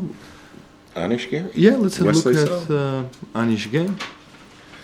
All right. We left it more or less here. This is where Anish was probing for a weakness and got it. I was playing the move rook on... It has been played. Yes. I thought the rook d8 was played. Actually, it was your attempt. Yeah, that was my attempt. Okay. And I thought it was Misunderstood. automatic. Yes. I led our viewers astray. Shame on me. Bishop went back to e1. I always like these kinds of retreats. One of the important ideas of strategy, I should say, is that when you're playing positionally strategically, you want to give your pieces as many options as possible. And in this case, the bishop, if it had stepped back on the d2 square, it takes away a potential option of knight on f3 to d2. So there we see the reasons for bishop e1, rook c8 takes, bishop takes. I like this recapture very much by Wesley, attacking the pawn on b3, b3, b4, and this is the current position. Okay, well, we can see very clearly that... okay, knight c3 is on the agenda, yeah? Exactly. Opening up to tap the pawn on a7. The question is, can black get in c6, c5, or e7, e5?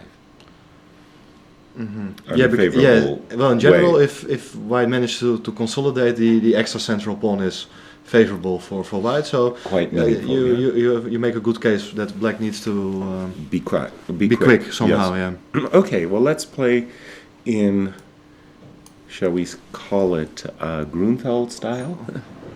Let's just get in the move c5.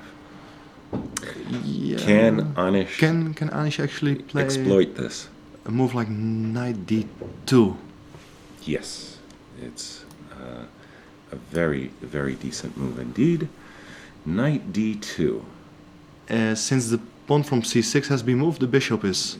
the bishop on d5, is not nicely protected. All right, let's swing over knight f6. What's the right order? Yes, well, we are now at last threatening to capture on d2. So that definitely... First b takes c5, yeah? B takes c5, okay. Let me take on d2. Take on d2, Take on d2, Take on g2. Take on g2, knight e4. I have a feeling that there's going to be a massive amount of trading going on. Yeah, but if you remain... I take on d4. On d4, sorry. Yes.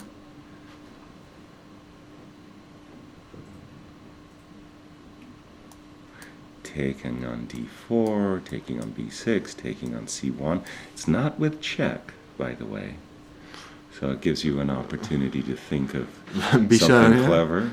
No, maybe taking on a7. I take on a7. I'll go back, of course. But on the other, what happens if I just recapture? I'll take on b. Yeah, take there. Knight take and rook d2. Rook d2 still, yeah. Yeah. Although, okay, knight. Uh-oh. I've entangled myself. Oh dear, rook e2 is going to be met by king f3. King f3, yeah. I blew it. Okay, the difficult lines to calculate everything. So. Right. So you tried after c5 knight back to d2. Well, I think it's a critical move to exert more pressure on black center. And, well, the point is that in those lines after knight d2, knight df6, well, with the knight on d7, it's C5. more c5 is better defended. So exactly. Well, this line is not forced, but I think white is well placed for the massive for these breaks. Yeah. The other break that attracted my eye was e7, e5. Right. Is there? We were looking at knight c3 or some ideas of getting the knight, opening up the a file so that you can tickle the pawn on a7. You're thinking of the move right now, knight c3? Yes. I don't know. Knight c3. Yes. I was trying to make this move work. Oh, that's a different animal. So if we take on d5, you take on d5, I take on a7. have I landed first?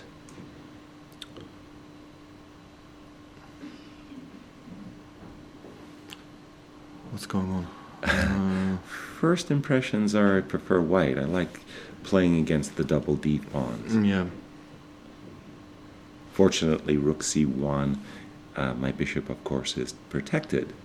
So this looks to be favorable for Okay. white. So e5, knight c3. Yes. So then the other option is to take on c3. c3, yes. And now you have to think of how you want to recapture. You're such a gentleman, yeah? Yes, exactly. True that. Actually, You're attracted to the pawn because you want to play c3, c4 someday. Yeah. Oh, you greedy sod. You. Look at you. Okay. Can I grab material? Bishop c3? Bishop f3, pardon me. take. Because I've got this irritating move, knight e5. Exactly, yeah. So Yeah, and then you're... if you go here, then yeah, you're very... it's very drawish. Yes, exactly. And again, Wesley So has been so impressive in the second half of 2016. Literally, after losing the game to Magnus Carlsen in Bilbao, he's on a fantastic undefeated streak, winning world-class events, the London Chess Classic, the Singfield Cup, and looking impervious. I mean, in Baku, despite being ill, he had a gold medal performance for the gold medal winning American team. Yeah. Let's go to the game of Yi. Where is he? Against Levon. Yeah. Levon. Whoa, a lot. A lot has happened here. This was our Stonewall. Remember we were saying f7, f5. And we had mentioned a wonderful game between Pavel and Magnus Carlsen. Yeah, slightly different version, but similar structure. Yeah. And you had mentioned how that in the match between Tigran Petrosian and Michael Botvinnik, this early G5 ideas were played in that World Championship match, something that Magnus had used to good effect. Bishop d6 by Yi, rook c1 to d1. Already a slight indication that maybe the opening hasn't gone so well for white. Queen e7. I mean, I'm not the biggest fan of the Dutch Stonewall for black, but it feels to me that this is almost ideal. You can't get any better than this position for black in a Dutch Stonewall. I mean, you've got everything you could possibly want. And on a good day, you're actually ready for The bishop transfer. Yeah. the bishop transfer to the h5 square and a kingside attack for free. Knight e5, eta, knight, whoa, knight g4. This is, white is being compromised here. This bishop on e3 and this pawn on e5. Levon is... Yeah, but this might strategically be very risky for black. I think these knights may end up in trouble, and It's funny, I was thinking exactly the same thing, but I was thinking it's strategically risky for white. really, I think it's tactics, but after the move c5, why aren't you afraid? I would be very afraid if I had white. Takes, and are we up to date? Let me just double check. No, actually I saw a rook appearing on a6, so A rook appearing on a6, which means that the bishop has dropped back to c3. Like you say, the rook appears on a6. rook a6 now has been played. Rook a6. Yeah, as otherwise white will play rook d6. And the knight got booted back. h3 here. Yeah. Okay, and then this has actually worked out. And queen d2, I think, is the last move, yes? And this has actually worked out well for white. Just a second. Something went very, very strangely here. Knight c6, c5. So, excuse me. C6, c5. Knight takes. Why didn't he take with the f pawn? Here. I mean, well, obviously. could be some idea also with c takes d5. Okay, but I'm eyeballing this pawn on f2. Pardon me, c takes d5, yes? I take a piece? You're encouraging me to do what I want to do. Utilize the f file. Let's go back just a move. You have bishop h3? Or even h3. h3. This looks really messy to me. I'm not sure what's going on. It could actually be very good for white. Yeah. It's tactically, but on the other hand, what I meant is that Yes. Strategically, it's like once the position gets opened, white's pieces are well placed. Sure, because the rooks are already connected. Yeah. You've got them on the open file. As things turned out, it really looks like it worked out very well for Levon. Yeah, because he's the like position he's that almost we have- he's like 50 minutes ahead on the clock. But now everything's wrong for black. He's got his minor looks really pieces. terrible. Yeah. His minor pieces, especially this bishop on c8, looks completely morbid. Can't even move, so Yeah, no control over the d file. yeah. Okay, black will probably play knight f7. But a5 is hanging here. A5 is hanging. How come what have I done wrong, Robert? I'm supposed to be. Yeah, sure. I was trying to make the arrows. What did you do? You hit the control. Yeah, it's Alt. control alt. Yeah. I was just hitting the. Very good. Actually, I'm available for Lessons, tutorials. I'll have to watch your tutorial.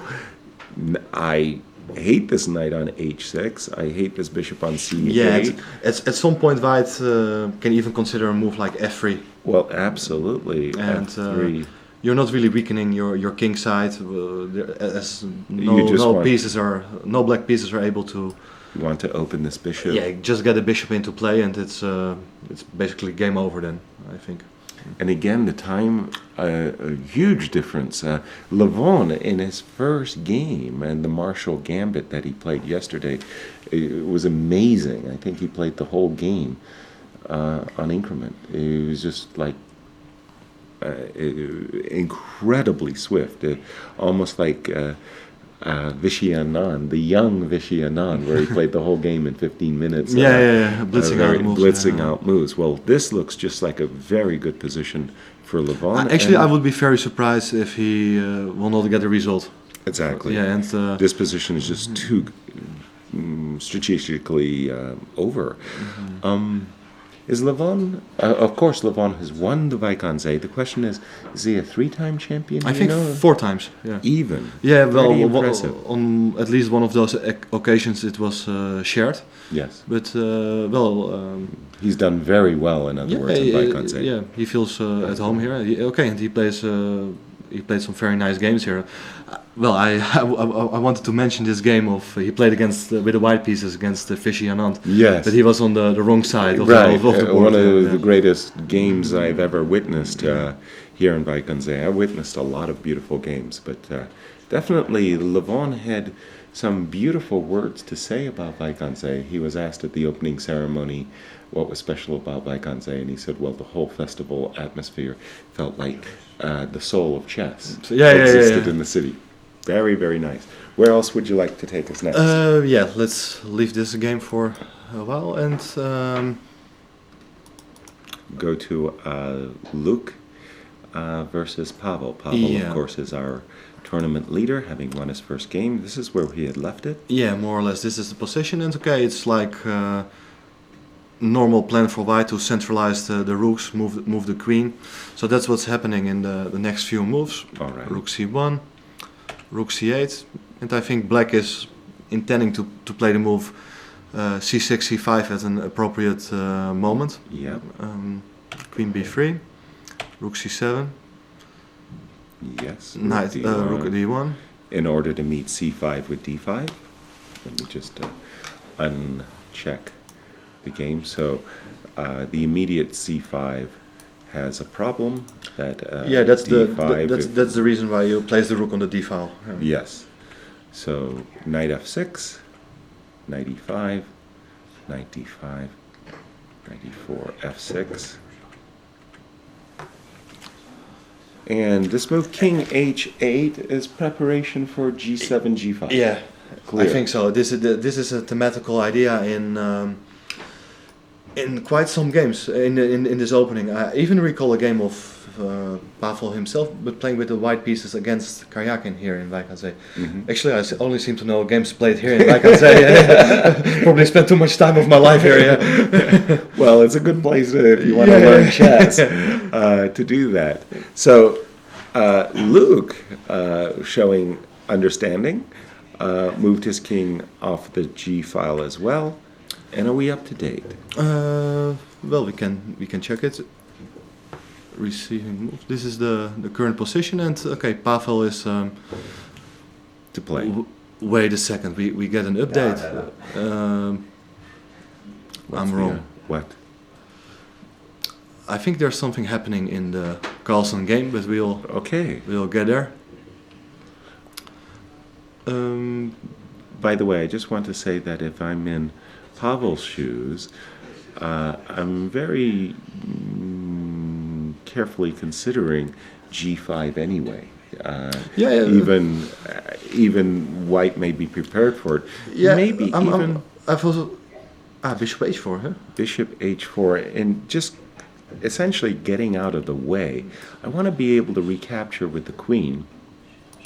When I play the move g7, g5, I want to be able to recapture with the queen. And I was just thinking, get the bishop out of the way. Yeah. And also this rook, on a good day, will also come Can up. double on the g file. Double on the g file. It's interesting. I didn't consider the move bishop h4 yet. I was more focused on the move bishop d6, but then you probably didn't like it because of knight c4. Precisely. Yeah. Getting the bishop out of the way. Because I think that most of the people would first consider bishop d6. Yes. As it's more natural square, you're hoping to play g5 and then create some mating threats on h2.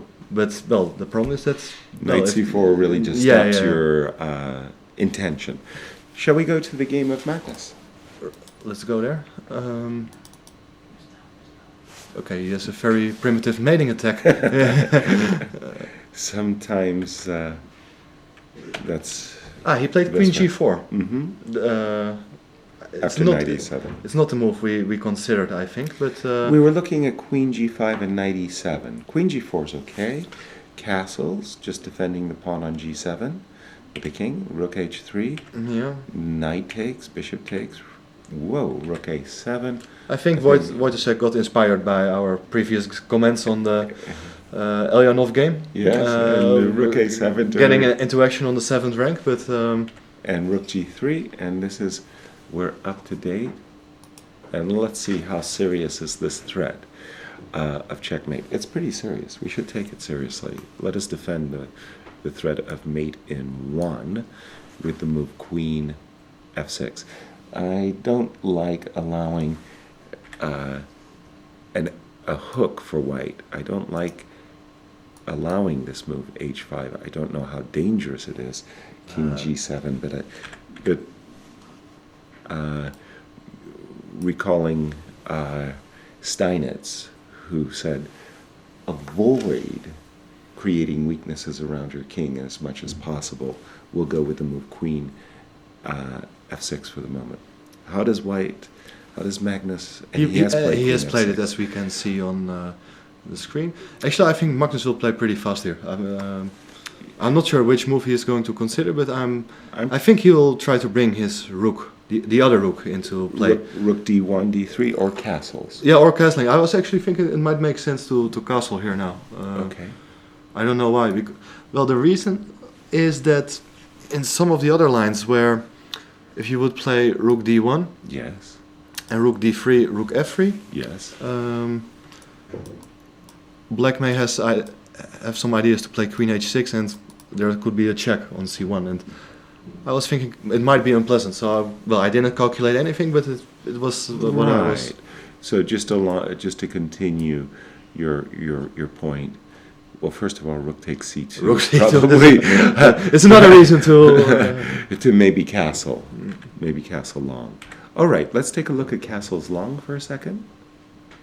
And now, a5, a4, b4. Go, baby, go. Yeah, okay. You can do that, but I will keep the files closed there. So How will you keep the files close? I'm curious. I'm unable to do so. A5, Rook d3. Rook d3, a4. Ah, you start with a4. Uh-huh. Yes. Rook f3. You mentioned this very important tempo gainer. Check. King No, b4. So this is. I would love to sacrifice on f7, but it's not working here. I've got bishop f8 There's some as a defense. Yeah. So You might go rook h5, rook h5. That would be terrible. I would like to play this move, rook f5. Take here. And then over. And don't crash through. Where do I go? I don't see how exactly. I don't see the F6 is F6 is fine. fine, yeah. F6 is unfortunately F6 is fine.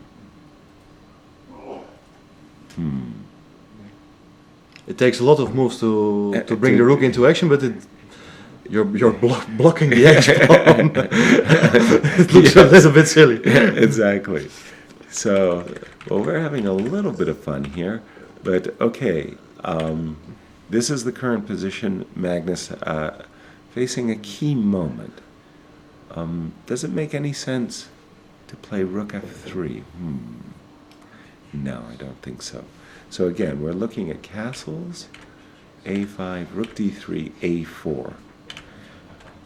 Well, maybe just why's advantage isn't that big as we thought it would be. That's one of the realities. Is sometimes advantages are only visual. Yeah. Can I try one other thing? I'm not very pleased about this. Trading queens. I'm hoping to use my G pawn as a kind of battering ram to get in the move G6.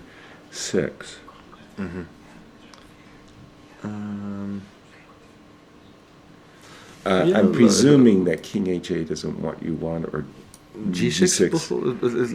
I'll go rook F6, of course, and rook over to B6, get across. This worked out well for white. First impressions. Yeah.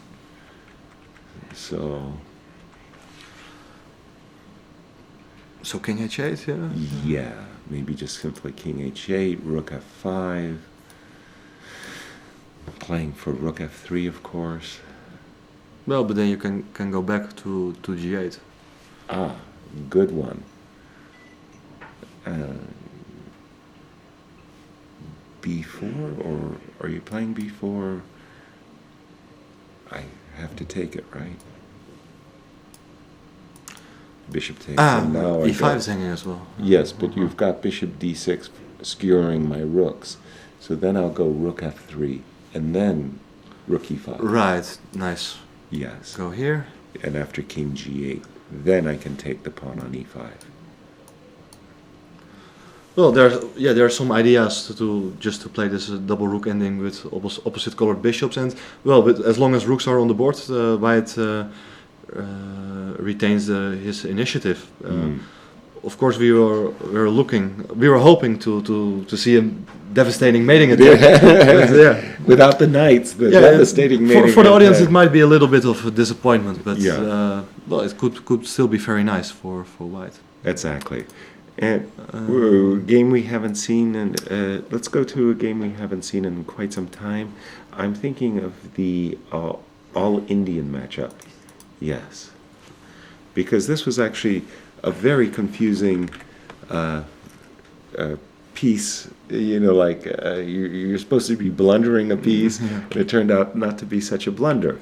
I talk, of course, about the game between Pentala and Bhaskaran. C7, C6 is played, rook d1, a5. Well, a clear indication that black is making the a6 square available for his knight. But maybe, can we look at knight c2? That might be the most enterprising, shall we say. It's one of those things that, you could get trapped. Yeah. I mean, you want to calculate precisely. We're playing with fire here. Exactly. Okay, I suppose bishop moves somewhere, yes. Okay, let's continue. b4. Let's have some fun. Knight jumps to a4, touching our bishop, and we have to go to an ugly square. d8. Let's go to d8. I really like that you're putting one knight into Deep the fire in front, and the other pieces are just on the first rank. take care of yourself there. Yeah. Exactly. Okay. Tickle, yes. Now I want to play bishop f5. At least let me bring some pieces out so I can show my understanding that development is important. Yes. It feels wrong. It feels like... Yeah, I don't see your reputation yet, but I'm skating on thin ice. I just don't believe... bishop d8 was quite unpleasant. I mean, otherwise I could have played knight h4 here. Right. I was looking to stop that. But having said that, you've got great squares for your own knights, e5 and c5. Yeah, maybe I should just play positionally and not try to Kill me. to kill you. Yeah, but on the other hand, yeah, well, I'm deserving of a killing. no, well, as you say that. I've played very... we call it creative when we're not sure, but I'm playing very provocative. Yeah, I think I've overdone it a bit.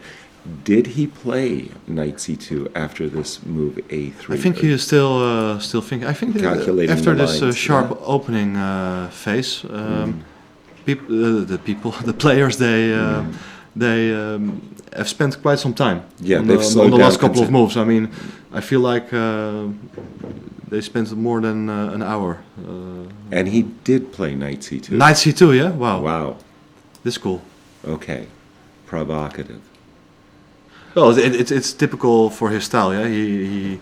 I think Adiban is the kind of guy who is not looking who's sitting in front of him, but just tries to play against the pieces and... But more than that, I think he's the player that really likes being on the initiative. Yeah. He enjoys sharp tactical battles, and he doesn't back down. And like you say, regardless of who's across the board. Another, we moved the bishop just because we wanted to kill the knight on c2. But imagine white plays instead knight e5. Sure, yeah. Basically saying, if you want to take my bishop, that's fine. I'm hitting the pawns on f7 as well as c6 in that case. But you got a problem here, yeah, now. Do I? I have What a do you big problem? Well, if I could take on c6, then... Well, that's where you're forced, I think, into this line with b4, knight a4, bishop goes somewhere. I'm going to go knight takes c6, and you're going to go bishop a6, or something like this, right?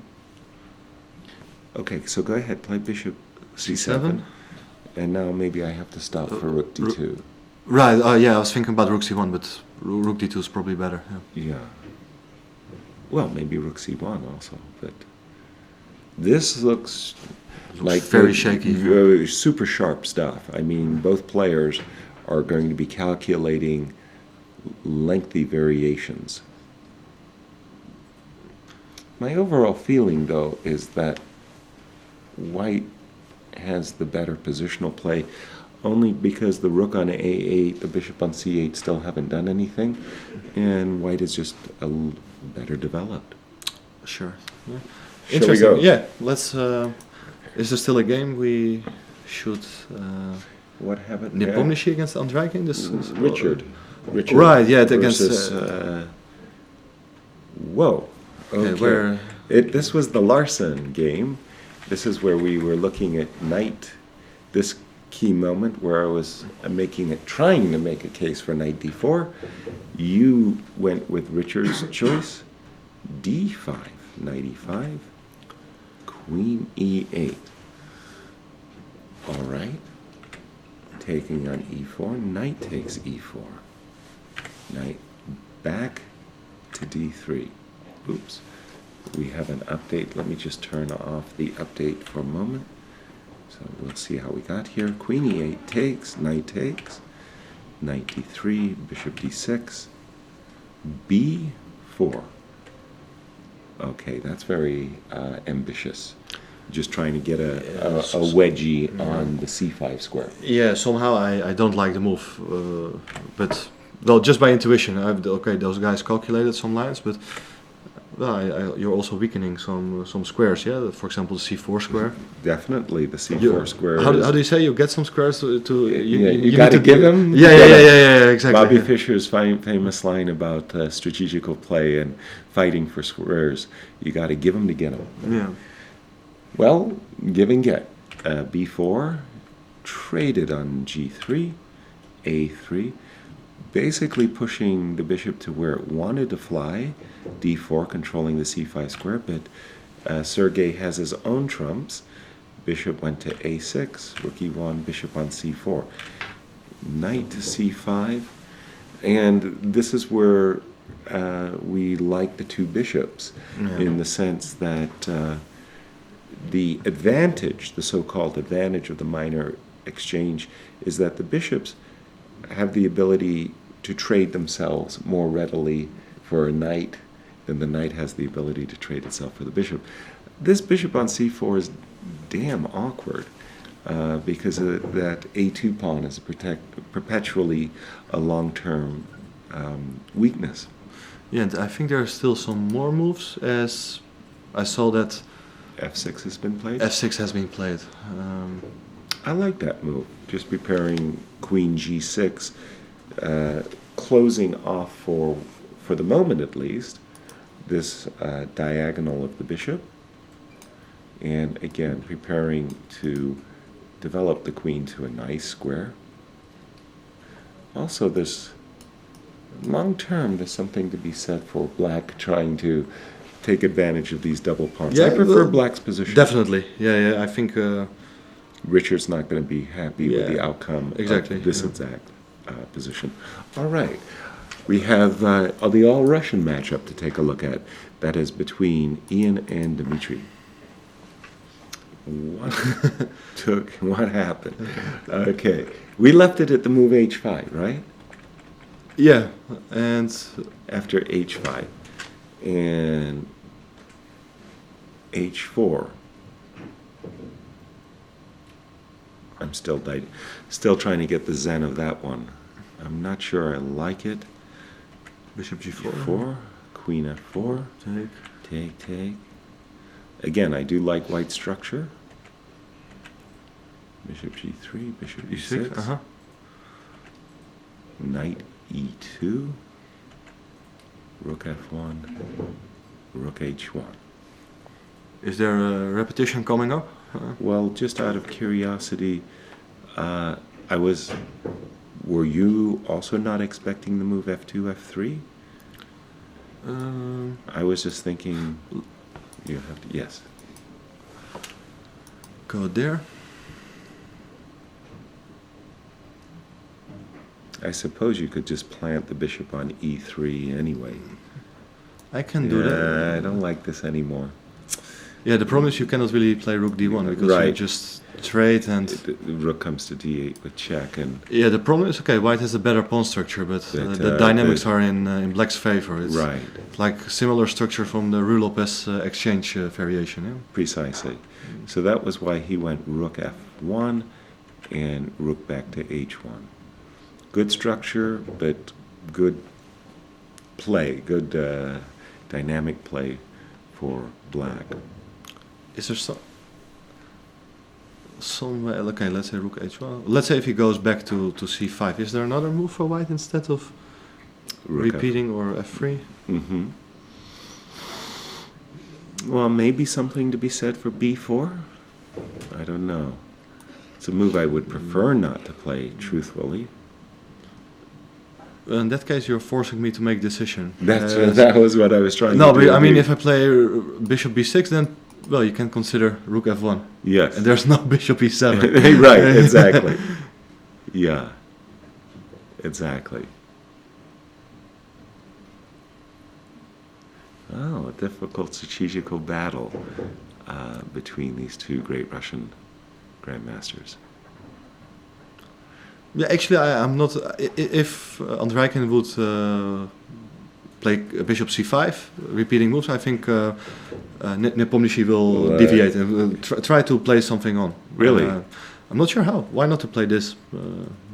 Yeah, because No, also the problem that I have with b4, I think that c6, c5, allowing black to dissolve one of his double pawns, is one reason I would hesitate to play the move b2, b4. Yeah, well, me too, but let's see. Well, we're going to take a break, and following our break, we'll come back for an update of the Magnus Carlsen's game, and then also we have a very special celebrity, that's great cool. singer, Nick Schilder.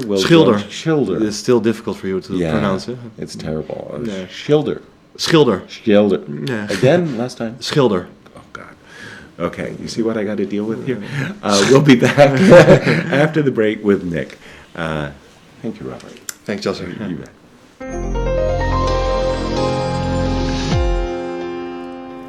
Bergen, who is on the stage, and he's celebrating his 67th birthday today. Congratulations, Hans.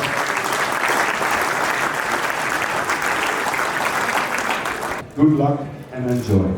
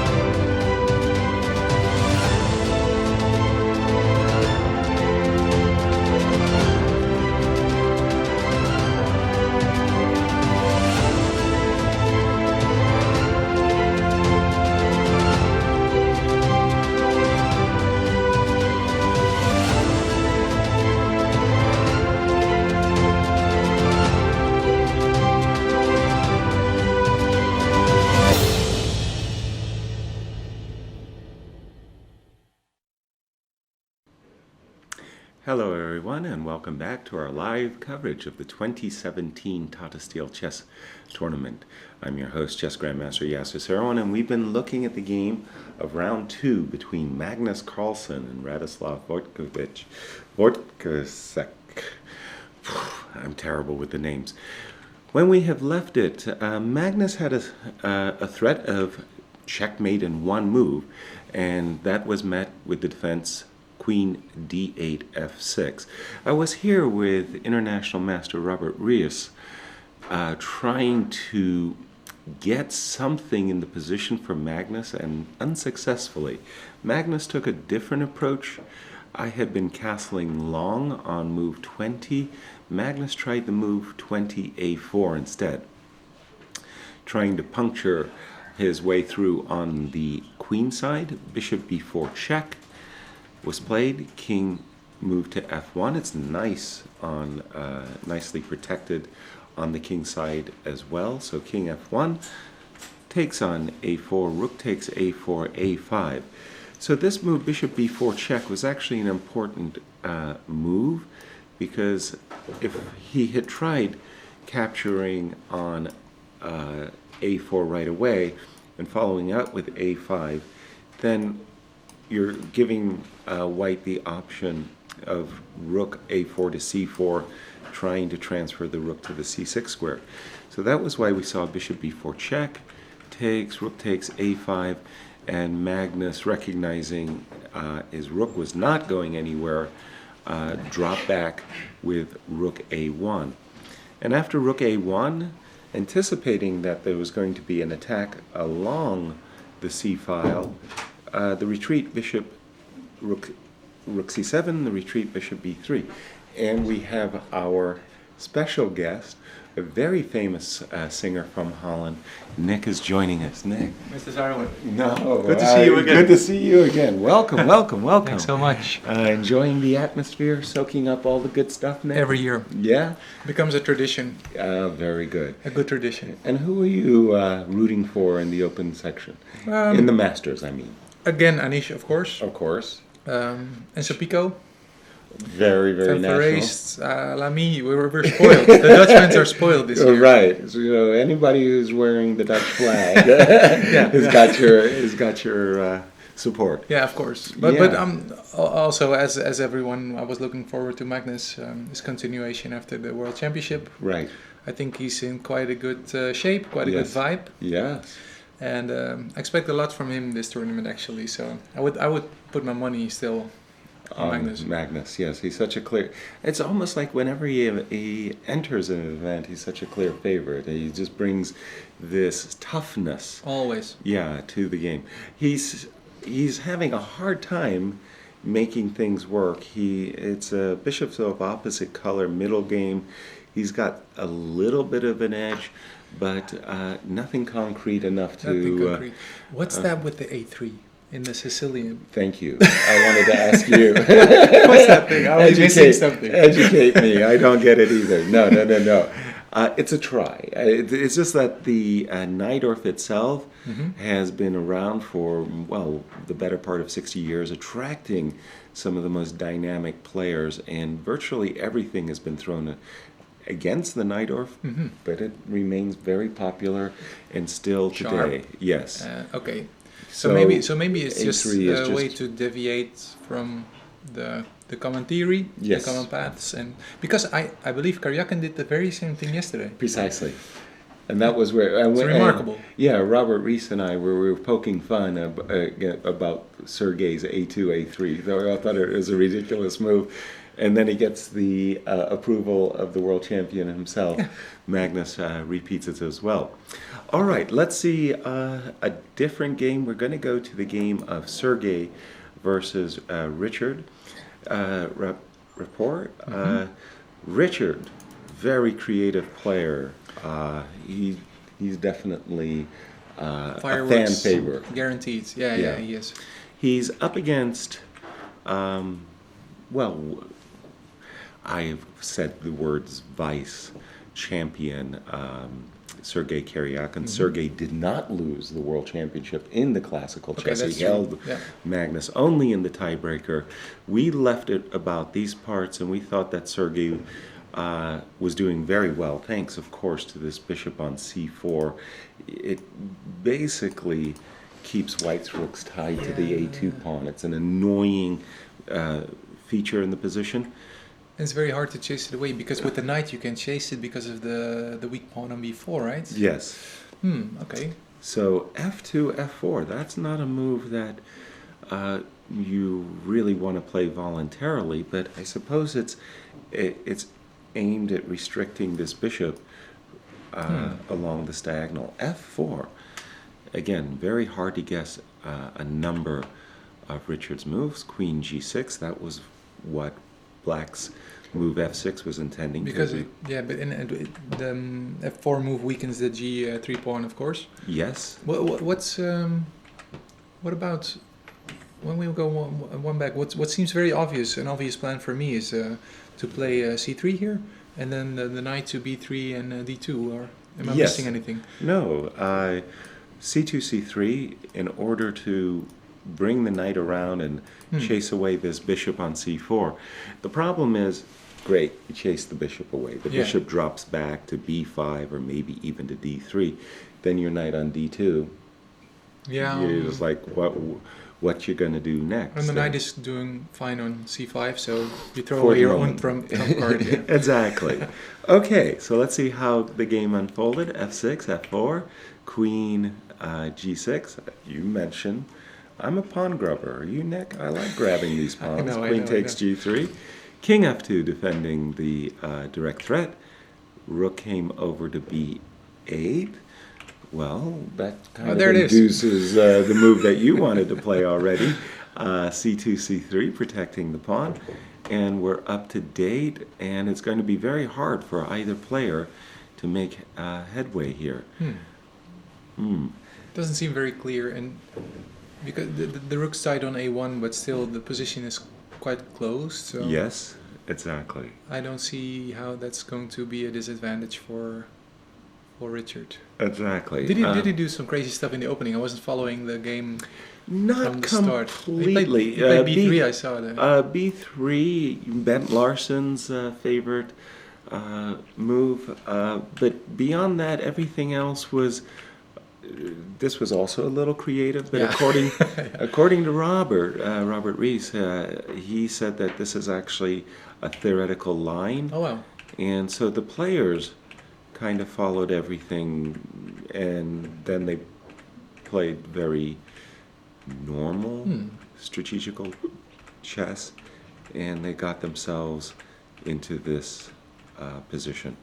So I'm pretty certain that if Sergei wants to just kind of hammer the game into a drawing position, as well placed as this bishop is on c4, and it is well placed, you could give up and trade and put the bishop on e4, Oh, it's there. Okay. where that's also a very, Very nice solid square.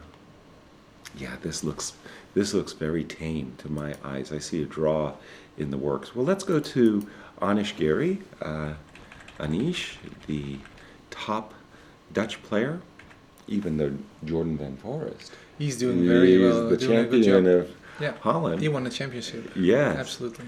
The coming man. Yes. We had left it around these parts with Robert. I'd mentioned this break e5, which was what Wesley So did in fact play, and there was a trade, and this looks like a pretty decent position for Black. Bishop takes, knight c3.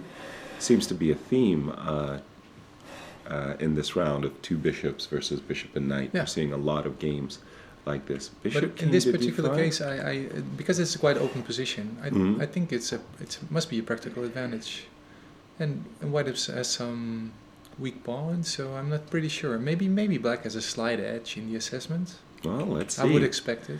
So after the move knight c3, bishop d5, rook takes, Anish, pawn to the good, but open position as you mentioned. Bishops bishops are really stirring. Knight a4. Provoking Wow. b5. Well, bishop takes Oh, taking back the e2. pawn. Yeah. That looks like a really good bishop suddenly.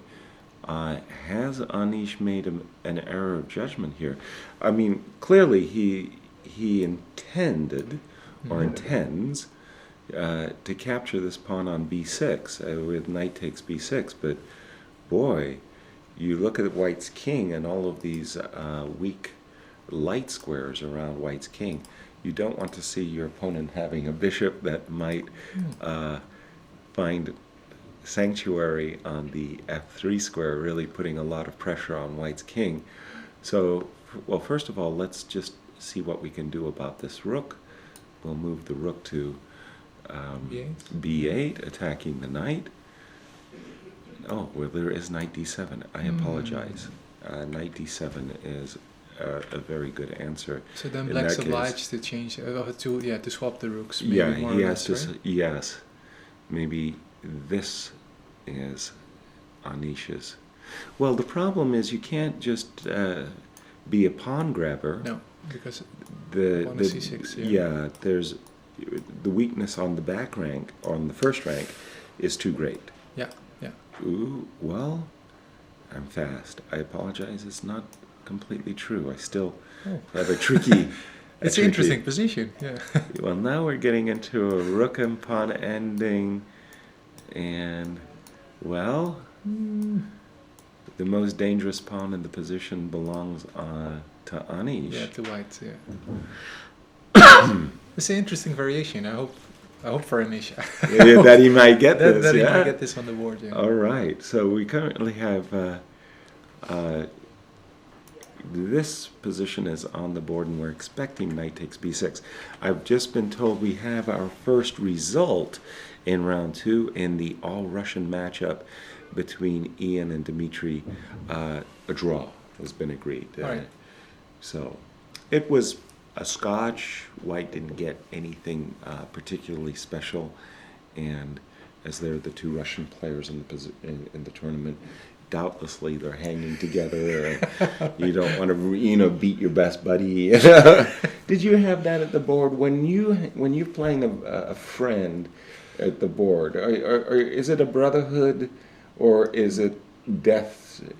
Fight to the death. Yeah. Well, actually, A brotherhood draw. I Yeah, mean. well, actually, the most fanatical games that I get on the board are against my brother. Actually, Really? my younger brother plays chess too, Okay. and it's very bloody and fireworks and stuff like that. There's one guy against whom we don't want to lose. Right. So, but I can imagine that. The two Russian players are okay. Let's call it a day. Yeah. Let's get some rest. Let's beat the rest of the field. Maybe that has something to do with it. But then why play the Scotch then? Right. Because Scotch play, can want to play Russian Italian or defense, Berlin something defense, quiet, yeah. something quiet. So okay, Right. that's a bit dubious then. So I wonder what variation was it? Was it Mises? Let me see. I'll bring up the game. In fact, where was it? There it is at the very end. So it was a Scotch It was a Scotch with this defense. bishop c5 variation. So sibling rivalry is strong in the family, huh? Yeah, it is. Knight Okay, takes e. and then that's rare, I think, because the knight b3 is very popular now in this variation, right? That was the old line in the game in the World Championship match in '93 between Kasparov and Nigel Short. Kasparov and Nigel were playing this variation and not Queen f3, but Gary was playing Queen to d2 to defend this checkmate, and then he was playing against these double pawns. But this line has been kind of trendy, I want to say, for black. The Scotch opening, pardon me, has been a good way for white to get a more fighting game. Yeah. And then these Joko pianos, they've been really quiet, Yeah, they're like what you quiet, saw in yeah. the World Championship. Yeah. What did you think about the World Championship match? Well, actually, I liked it a lot. You did? Yeah, Because of the competitive, because it was competitive? Because it was very, very competitive. Because I remember it started off with a lot of draws. Right. So very many chess fans were, it's boring. Oh, Because yeah. those are a lot of draws. But Right. the games are very interesting.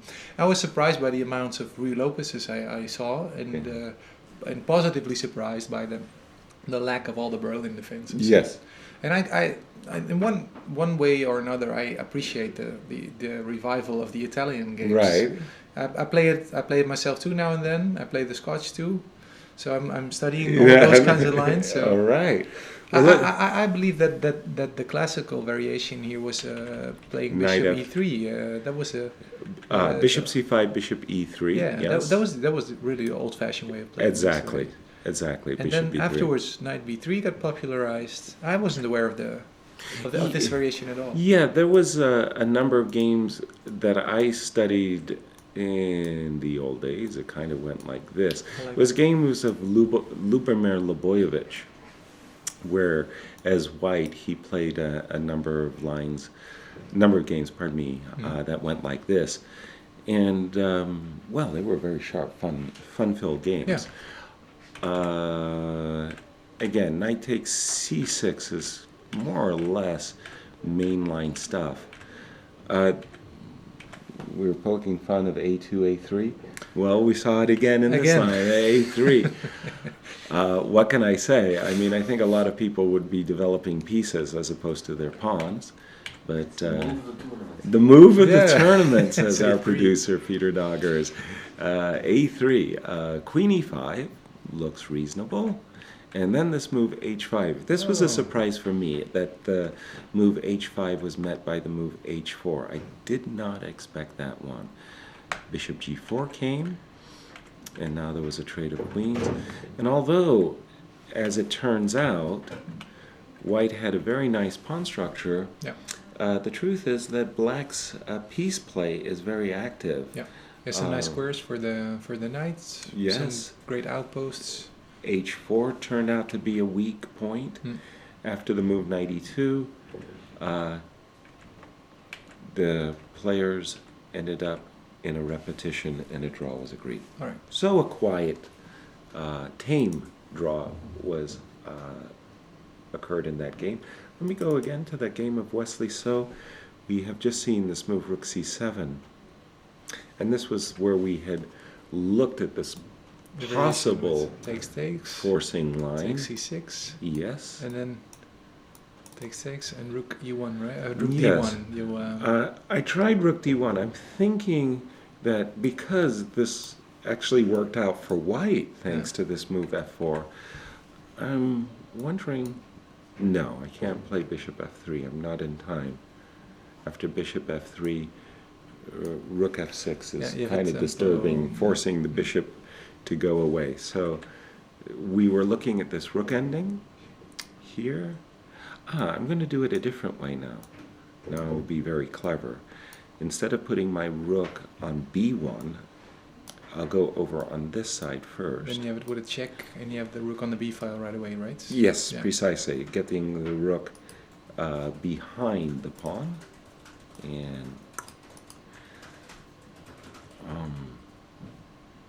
my first impression is that white is to be preferred, but that the game is likely to be a draw. Theoretical draw, yeah. Yes. Right. Yes. So where do you get a chance to play? Do you play online or do you get play in a club? I play on Chess24, of course, and on Chess.com both. Oh, really? I have accounts on both sides, and I play in a club. I played some League? some league too, Yeah. and I was doing pretty well. I'm a bit overrated right now because of my winning streak, but but I'm doing quite well but my chess career is disturbed by my Professional in a very nice way by my professional singing career. Exactly. So it's hard to make progress when you have a family and when you have a busy career. But I try to do tactic puzzles when I'm sitting in the back of the car. Right. And watching some lectures and doing very many end games right now. I'm all into Dvoretsky stuff. Yeah. He forces you to calculate. Gosh, oh, he's brutal. It's heavy. Yeah. I feel like I'm in some Soviet training camp, Yeah, you know, it is with a really, real yeah. brutal drill sergeant on Yeah. me It's on heavy my stuff. case. But it's very. I think I believe I'm between 1900 2000, and then I think that the thing to do then is end games Yes, when you want to make progress, yes, because that's where you lose the games to stronger players. exactly. Yeah. So working from the ends up to the beginning, you get to understand the middle games better, and so that's what my homework's basically about right now. Very good. Well, I had a dear friend, Michael Frenette. He was a champion of Washington State, and he said to me, "Yasser, study the end games. It's like cheating, because you know you're going to get into some endings. So you're going to get a test. It's like the teacher says, oh, tomorrow we're going to have a pop quiz, and this is going to be the question. So study your end games because you're going to get them." And then you must imagine the psychological advantage you have in the club when you have a big endgame reputation. You know? Right. Then everybody's no one wants to get into the end game, so they try to decide it in the middle game. Exactly, And, take some risks. It's okay. It's heavy and time consuming, but I think it will. It's worth the effort. So. Exactly. When you travel, and you do a great deal of traveling in your professional career, have you played chess in other countries that really you enjoyed? Like there was something special atmosphere in another country where you played chess? I love to do that. I did it in the big park in LA, but I love playing in Cuba. Cuba is great for fighting chess. People are on in the parks and the streets. Yeah, because of the whole Che Guevara history. They popularized chess a great amount, and everybody plays in the street. Right. But the thing is, they're helping each other in Spanish. So, yes. You know? So I was playing a very tough player, and he was a hustler, maybe. Yeah, that happens too. But he was just about to make his decisive mistakes, and all his Cuban friends. No. They were giving the and then he had to take his move back. Yeah. And then he's looking over there, and your flag is down, or something. Yeah. But the chess atmosphere there is really great. The way they experience it, and I try to do it everywhere where I'm Paris, you have such a very nice park. Right. I've gone there, and there's gardens. There's a nice garden. The chess players all come, and for me, what was very special place was Jakarta. In Indonesia, chess is very popular. Street game, lots and lots of hustlers. I always enjoy, of course, playing against the hustlers. Like, like, who's this white guy? You know, he's actually pretty good. You know, it's a lot of fun. That's a lot of fun. Yeah. But the Indonesians really enjoy the game, and that was really, really special for me. Luke Van Welle versus our tournament leader, Pavel. And he was the poster of the funniest chess tweet I've seen in months. What did he say? Yesterday after the game he said, I played one knight f3 to prevent against Rapport, to prevent g5.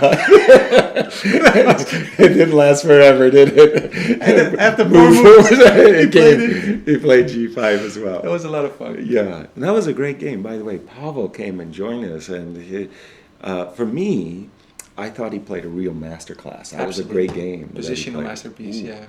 You can learn a lot studying his games. Today he's playing against Luke Van Welle. Luke has just established the last move was knight on d3 to e5. Very, very nice outpost. But having said that, there's not really a lot of weaknesses that I think Luke can exploit at the moment. The only real weakness I see is this pawn on e6, and that can easily be protected. And you have to just be careful that you don't blunder something on this long diagonal. So, for example, if I just throw out a move, just a5, knight here. Ooh, there might be some terrible. But there might be some. Well, it restricts White's possibilities because Pavel is doing very well on the diagonal with the queen and the bishop. Exactly. Yeah. And the open G file. I'm not sure if that's going to bring anything on the short term. So. I would expect the assessment to be roughly equal, but black has some nice practical play here. Mm-hmm. I always like putting the queen in the corner, backed up by a bishop. There's That's very, this battery along the diagonal. I have especially to be a in little blitz bit games, and then hoping that your opponent will forget about it. You're lurking on the long diagonal. Yeah, his queen is in the corner, so I will never mind that again. And then forget it. And we also have news. For me, this was a big surprise because I really liked Levon Aronian's position against Yiwei. We were back, I was with Robert about this position, and we were just, The knight's on. ridiculing Black's two very misplaced minor pieces on h6 and c8, and we thought that Levon had a very serious advantage, but somehow it was neutralized. Knight f7, logical move. Equally logical, f3. White is seeking to open up his diagonal for his bishop. Takes. By the way, in passing, I have to note that this pawn on a5 is hanging, but so is this pawn on e5. Yeah. b6, f4. Yeah, All logical. looks all logical. Rook drops back. The only open file, of course, is the d file, and it becomes a hacking block, chopping block, as pieces get traded quickly along. It must be in black's advantage to trade the pieces. Oh, well, definitely. And the other remarkable thing is this bishop on c3 is actually blocked in the position. It looks like a good bishop, but its view is stopped, and the queenside structure keeps this bishop under wraps. So nothing really happened. No. And Levon could not make progress and accepted a draw. Yeah. Position's totally closed. Totally. All right. But I wonder, maybe you have to tonight I will just analyze it a little bit more, because I wonder if white's if Levin could have avoided all the I'm sure pieces. Well, I think if he had wanted to take, let us say, some risk, it might have been his opportunity right here, because he could have imbalanced the position, opened it up with the move bishop takes, with the idea that, okay, he is giving up trading one center pawn for this pawn, but he's getting a majority, he's giving a majority in return, and then, for example, after a move like b3, this bishop could return, and unlike in the game where it never had an open diagonal, here it's a ready-made diagonal. Quite possibly this would have been a nice plan, the way to imbalance the game.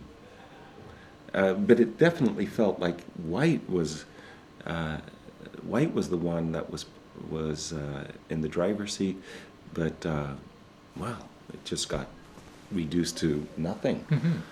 Hey, we've all had games like that. That's very annoying when you think you've really got the guy up against the wall, and then at the end. Absolutely. But okay, it's very hard to convert a small edge into a victory, of course. Exactly. Let us go back to the game of Magnus Carlsen, our world champion. We have left it more or less these parts. King came to g1. Yeah, still, despite the a3 in the opening, I thought the position was quite promising for Magnus with the queen on f5. Yes. And the pressure on the king side much earlier in the game. But yes, it was. We had the same impression that Radislav had just done something terribly wrong, and that visually, like, okay, my checkmate is almost in the bag, but. And adding the psychological advantage to it, because it's in a position you don't know, you're playing against a world champion, so I wouldn't be too happy to play in this position with the black pieces against Magnus. Especially, because he's looking for those long-term grinding possibilities, and he's got it today. But it was very brave to just castle. I think it was the right thing to do for black. Just get your king, even if you're putting it in the eye of the bishop just to get this king behind this protective pawn shield. Well, Magnus really looks like he just kind of got stymied, and there's no way really to enter the game, enter the position. On a good day, by the way, this bishop is going to go here to the h6 diagonal, and then he'll put his king on g7 and just thumb his nose and say, "I'm perfectly safe." Yeah. What you gonna do? What you gonna do? And I believe Magnus has just played the move h5. Indeed. Trying to increase the pressure a little bit more. Yeah, but assuming, like, okay, let's just put a move on the board. Assuming that you actually did open up the H file, it's not easy to get the rook over and the queen over and checkmate on h8 because that's a dark square that could easily be protected. Yeah, and black has doubled up the queen and the rook very nicely on the 6th rank. In order to protect the pawn on otherwise g6. you could have used the pin from the... And what do you see our clock times? 37 minutes to... Radoslav is having a bit... He's having a bit, just 30 minutes left on the clock. So Okay. So maybe that could play a role further up ahead. Definitely. When you play, Nick, are you a bullet player, a 5-minute player, or do you like the classical longer games? I love Blitz, but I'm better at the classical games. Really? I'm a terrible Blitz player. Actually. I would love to hear some advice on how to become a better Blitz player, because there aren't any books improving your Blitz. I have seen some lectures. Some opening suggestions, very simple systems to play, but it's a bit tricky because you want to improve your whole chess play, of course. So. The strategical element, the tactical, and so on. And not just playing on some tricky openings. Right. So I love to do it, and I do it almost every day. I believe I play 5 games, Blitz games a day. Very nice. But I should play one rapid game. That would be better. Very good. All right. But maybe you have some advice to improve your Blitz play. It's hard, right? It truly is. In my particular case, it's just practice. Practice makes perfect. Just keep. And one of the things that actually I was very lucky, I fell into a circle of friends that all had chess as a very great interest. So it was like we could practice. And for me, one of my favorites, do you play that in Holland? That's the Bug House, what we call Siamese, the partner chess. Yeah. We just had so much fun with that. I was like rabidly into all the Bug variations. House. The variations of chess. Yeah, I seen the Bug. I think you can play it on some websites too, right? Yeah, now in chess.com they have it on. They've made Bug House. Yeah. Ooh, that's maybe a very playful way to improve your knowledge of Blitz and also sort of crazy patterns and precisely the tactical tricks and stuff like that. But practice makes perfect. Where would you like to go? Well, I wonder how Adiban is doing, because he must be very. I expect him to be a very promising competitor in this master group, because he won the Challengers group last year. And that's very hard, by the way. That baptism by fire. Yeah. Those challenger groups, he had to win a lot of games. He had a phenomenal plus score that got him into the A group. Today, of course, he's playing against his countryman Pentala Harikrishna, who is putting some pressure on Vishy. Vishy has been the number one in India for the better part of 30-40 years, but now you're really seeing his countryman approaching the 2800 rating. Yeah. Absolutely. We left this game, which was a pretty sharp. Actually, this was a funny one. Let me show you this, Nick. I was mentioning to Robert in passing that the pawn on e4 is not, you can't capture it. You cannot capture it because of this move, bishop d5. So, of course, I had explained that when I was a kid, I had captured the pawn and lost the piece and da-da-da-da. Now there's two 2,800, 2,700 players. The guy captures the pawn. Yeah. I'm like, what? Okay. So bishop d5. And then, okay. So there has to be a trick right now, right? Well, at the moment, there's queen e8. It covers both. Except... But then you must have queen c2. Precisely. Yeah. And Obviously. I'm sitting there going, well, what the heck is going on? That's just a piece. Ooh, I think I see it. Is it bishop b7 right now? That will cost you the knight on e4. Then you don't have any tricks with a discovered attack on the queen with the knight b4? That's not enough, right? Not enough. Not No, enough. of course, because you have a tempo on the h7 pawn to check. Precisely. That's it. Okay. Yes. But there has to be another tactical. Right now. Right now. Played right away, of course. He took it. Verrassing.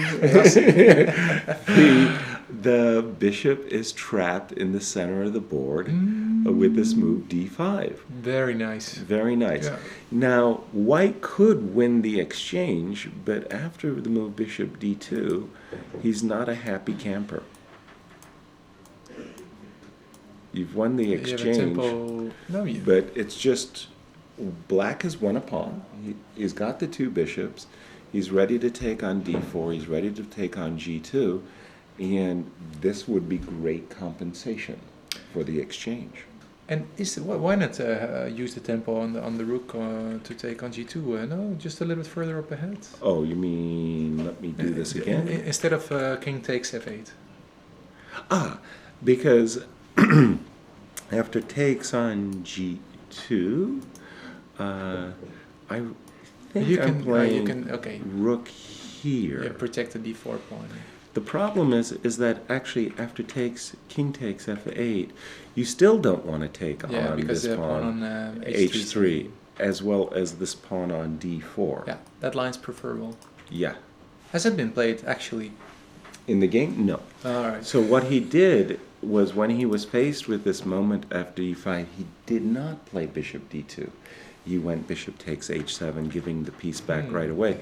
And I'm thinking to myself, those games that I lost as a kid, could I have done this and actually escape by the skin of my chinny chin chin? And this is where the game... This could have been an example of my blitz games. Yeah. Yeah. And then choosing the wrong variation. Yeah. Precisely. Now it has almost a Queen's Gambit type of look, a Queen's Gambit declined, and black. He has some nice outposts for the knights. He does. Tantala must be okay here. Oh, for sure. I Yeah. think both. But the point is that this knight on c5 is excellent. But I think both players can be very satisfied with their position. They don't have any weaknesses. Well, Yeah. I think both of them. Don't If have you any. take this pawn on h3 and transfer it magically to the f2 square, that would look very much like a Queen's Gambit decline. Yeah. Normally speaking, this pawn on e3 isn't this weak as it is at Yeah. the moment, Yeah. and I'm thinking that this game is very even. Yeah. Very hard to get at this backward pawn on c6. And it's not possible to exploit the weakness of the e3 pawn further. Maybe to draw back the bishop and play f5, f4. To h. Oh, I see. You the bet this bishop on guy. f5. Yes. So let's just say rook e1. Just a second. Sorry. So you were suggesting drop back the bishop, and maybe Yeah, in The time, pawn hanging on g5. That's right? Really, yeah. But in time, you've got ideas like bringing the king to h6 Yeah, and but on f5, the- f4. Yeah, but on the other hand, I think white can just take because the e file is protected well. So Yeah. I don't see how black is going to get any progression in that way now. Exactly. Also, just to mention, let's say I play a move just for argument's sake like this, or I know what I'll do. I apologize. I'll go b3, king h6, b4, and if you play f5, you are giving up the square e5. Sure. I can block the e file with the move knight e5. Yeah, yeah, So that pawn actually is useful on f6. yeah. Yeah. All right. That looks like a pretty even-steven kind of game. Luke Van Welly. not much has happened. The last move was knight here. Knight came back. Now the bishop is on this diagonal. Okay, I'm a pawn grabber, Nick. What do you think? Queen takes e6. Why didn't Luke dip his hand into the cookie jar there? I would refute it intuitively. Yeah, but Okay. there must be some initiative you're giving away here, right? Right. Well, again, this queen and bishop have this really sweet battery. Yeah. You just want to break down this knight on e5. Maybe something like this. Oh, that looks very tricky. Yeah. Yeah. Yeah. Ooh, Yeah. Okay, that hurts. that hurts. Yeah. Big time. So that was why Luke actually ended up playing King G1. I don't see why that particularly stops. Why does that stop Knight G4? Oh, Because sorry. King G1. King G1, of course, protects F2. So maybe that's. Okay, just a second. Let me get that out of the way. Pardon me. King G1, Knight G4. You're right. The king does protect the pawn on F2, but now I still got the same grubby idea Yeah. of eating that guy and then doing some damage. Is this the position we have in the game right now? No, This is isn't, the game position, and And Pavel- it's black to move. Pavel to play. Okay, Yeah, knight G4 Knight G4. looks very sensible. Well, thank you very much. I don't see a very I'm not bright happy. response. No. I'm not happy about trading knights absolutely not. and Yep. going groveling with knight e1. Pavel has chosen what looks like a very good positional move just to set things up. He just plonked the bishop on the d5 square. Can be an in-between move. Yeah, that looks like a nice Zwischenzug. Yeah. We could. Do you have that word in Dutch, by the way? Zwischenzug, ja, een tussenzet is dat dan. But I think the international chess community uses the German words. Exactly. Zugzwang, Zwischenzug. Right. And say it again in Dutch? Tussenzet. Tussenset. That's in Tussenzet. between that. It's an in-between move, yeah. Cool. Very dangerous stuff. Yeah. I got beaten by them millions of times on the internet. Really, that's Especially the Czechs. I just don't. I don't integrate them into my calculation. So right. it's really. You're looking capture, Yeah. not the That's it. zet. The zet. Huh? Okay, bishop d5. What's Luke gonna do? Come on, queen a4. Getting the queen out of dodge for the moment, and I like black's position. Makes a very harmonic impression on me. The I two like bishops are very intimidating, of course. Yeah. Aren't they? And And the black knight has some very nice outposts. He has Exactly. some possibilities to increase the pressure. nice diagonal. outpost here, Yeah. this diagonal. Well, in Luke's favor, he is perhaps eyeballing an opportunity for. Oh, I know what maybe Pavel has in mind is after a move knight g4, I think he's setting himself up for a knight takes e3 type of sacrifice. Ooh. Ooh. This looks very dangerous for white. Yeah, alert. You know, there's an alert. We can do this. Let's just see this. Okay, I can take, bring my queen into the game. 95. Grr, hate that. I was hoping that, with my queen hovering. Don't you hate that when the guy's major pieces are around your king and you're like, go away, No, go yeah. away, stay out of here. Whoa. Well, it's possible to do the queen b5 and f1 maneuver, maybe to defend a little bit, or I like that. That shows understanding, Nick. Get those pieces away from. by the way, at the opening ceremony, it was nice. It was nice. Textavit was our Tex host. did a great job. Yeah, he did. Absolutely, yeah. And we had, well, it's not a choir. It was a musical group that did the Chess, 2 songs from the album Chess. What do you think about that musical Chess? Actually, I'm a big ABBA fan. Yes. I was in Sweden recently, so we traveled throughout Sweden, and then it's very hard to Escape not ABBA. escape ABBA. Yeah. Of course, and it's a very nice place and a very nice event where chess and music comes together, and so I love their compositions, Right. and also the musical is very it's a masterpiece. Yeah. And also the performance of the choir was very good. It was. I have a story. Essentially, in 1981, I was the trainer, second, if you will, of Viktor Korchnoi for the World Championship against Anatoly Karpov. And Viktor played like a monkey's ass. I mean, he was played such a bad match. Okay, we won't go there. But I had told Viktor at a certain moment of the match, because he was playing so badly, to take a timeout, go Lunglauf, go, cross-country ski in the Tyrolean Alps, which he did. So you had like a free day by the organizers, then a timeout by the players. So while he's away, I decided to get drunk at the Hotel Murano bar. This was great plan. And I'm in the bar, and a guy comes in, and he's wearing one of these Austrian felt hats, the one with the cuckoo feather that goes like a meter behind it.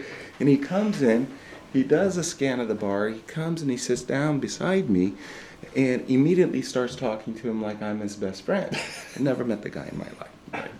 So I'm thinking to myself, what's this guy's story? And are you familiar with The Far Side? It's a comic. It's a one-panel comic, and then there's like a little balloon, and the guy, the comic of The Far Side, Gary Larson, it was early business failures. Okay, so the guys are in the caveman outfits, and it's porcupine on a stick. A vendor selling porcupines on a stick, and all the cavemen, the quills that are now stuck in their tongues, like 1 stone for a porcupine on the early business failures. Okay, so this cartoon comes to my mind as the guy I'm talking to is talking to me about making a musical Chess. And I'm thinking, early business failures. A musical on chess. This is like the worst idea. It's a guaranteed, flop, right? But as the guy's talking to me and he's telling me his ideas and some of his lyrics, I'm thinking to myself, my God, this guy's actually fascinating. This is really going on. You're like, this is great. 3 o'clock in the morning, thank you very much. Good night, good night, good night. By the way, you have me at a disadvantage. You know who I am, but who are you? He says, my name's Tim Rice. I said, nice to meet you, Tim. Tim Rice. I'm walking out the bar. And I'm like, wait a minute, Tim Rice, Jesus Christ Superstar. The Lion King. Yeah. Wait a minute, Tim, you're actually going to do a musical on chess. A year later, One Night in Bangkok wakes me up. All right. It was fantastic. It turned out to be one of the longest running musicals on Broadway. And Did you do the lyrics of that musical? Yeah. Wow. Okay. Isn't that amazing? He's one of the best lyricists. It's brilliant. He's brilliant. Absolutely, So, absolutely. nice. So sorry for that. No, but no, no, okay, that's- we share about we music. share a love. Common with grounds. ABBA. Yeah, Common common grounds. ground. Okay, back to Carlsen. Let's see, Magnus. Where are we? World champion Magnus Carlsen, and we left it. We just saw this move G6 H5. Queen F4, essentially saying, let's trade queens, let's make a draw. Magnus says, no way, Jose. By the way, Radislav is getting seriously down on time. Now 2 minutes to 33 minutes for Magnus. Queen came back to F6, and Magnus, Queen B5. Okay, cozying up to this pawn on A5. Oops.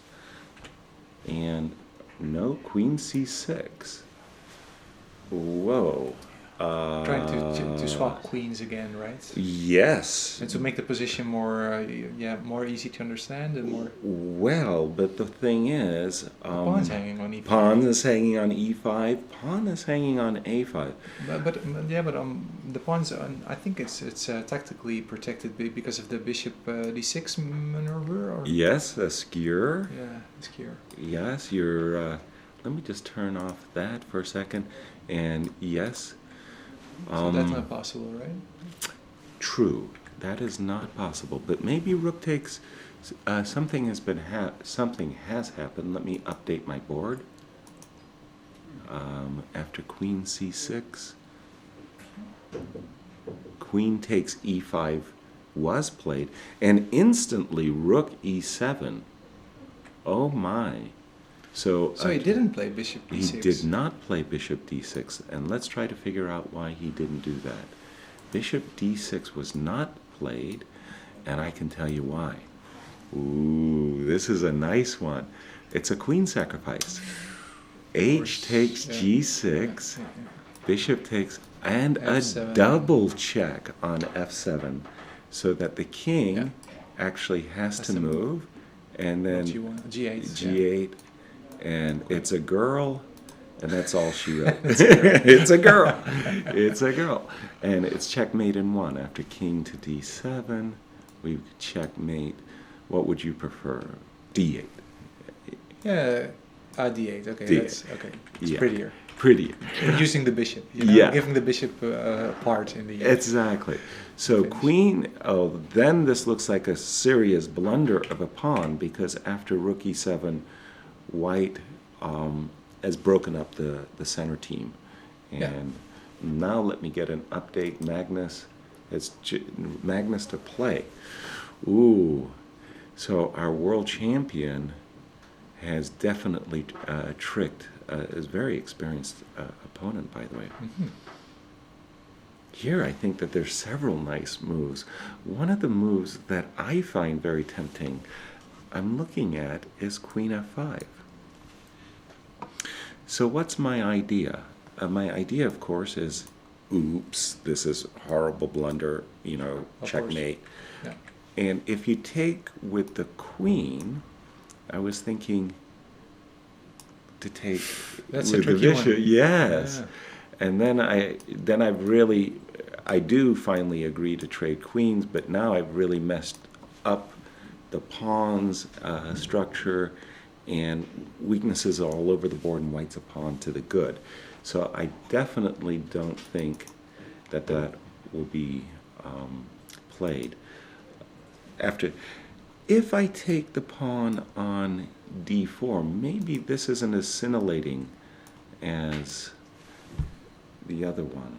It's a very nice pawn for the world champion, but a lot of work still ahead. Yeah, sure. And you give black the more active rooks in the rook endgame, right? Yes, if we force the trade of queens, then I think black's holding chances are exceptionally good. So maybe queen f5. That's aesthetically very. It looks cute, right? Yeah. I mean, it just like freezes, if you will, a little bit the position, and asks black what he wants to do. Queen d5 looks solid too. Queen d5, another excellent choice. Yes. I was just briefly looking at rook takes e4, but then this very same mating pattern trick arises, right? So that's not possible. Gotcha. Yeah. So it's provoking the trade of queens. Yeah. Right. Now the question is this enough? Bishops ending positions with bishops opposite color bishops. Notorious for their drawing tendencies.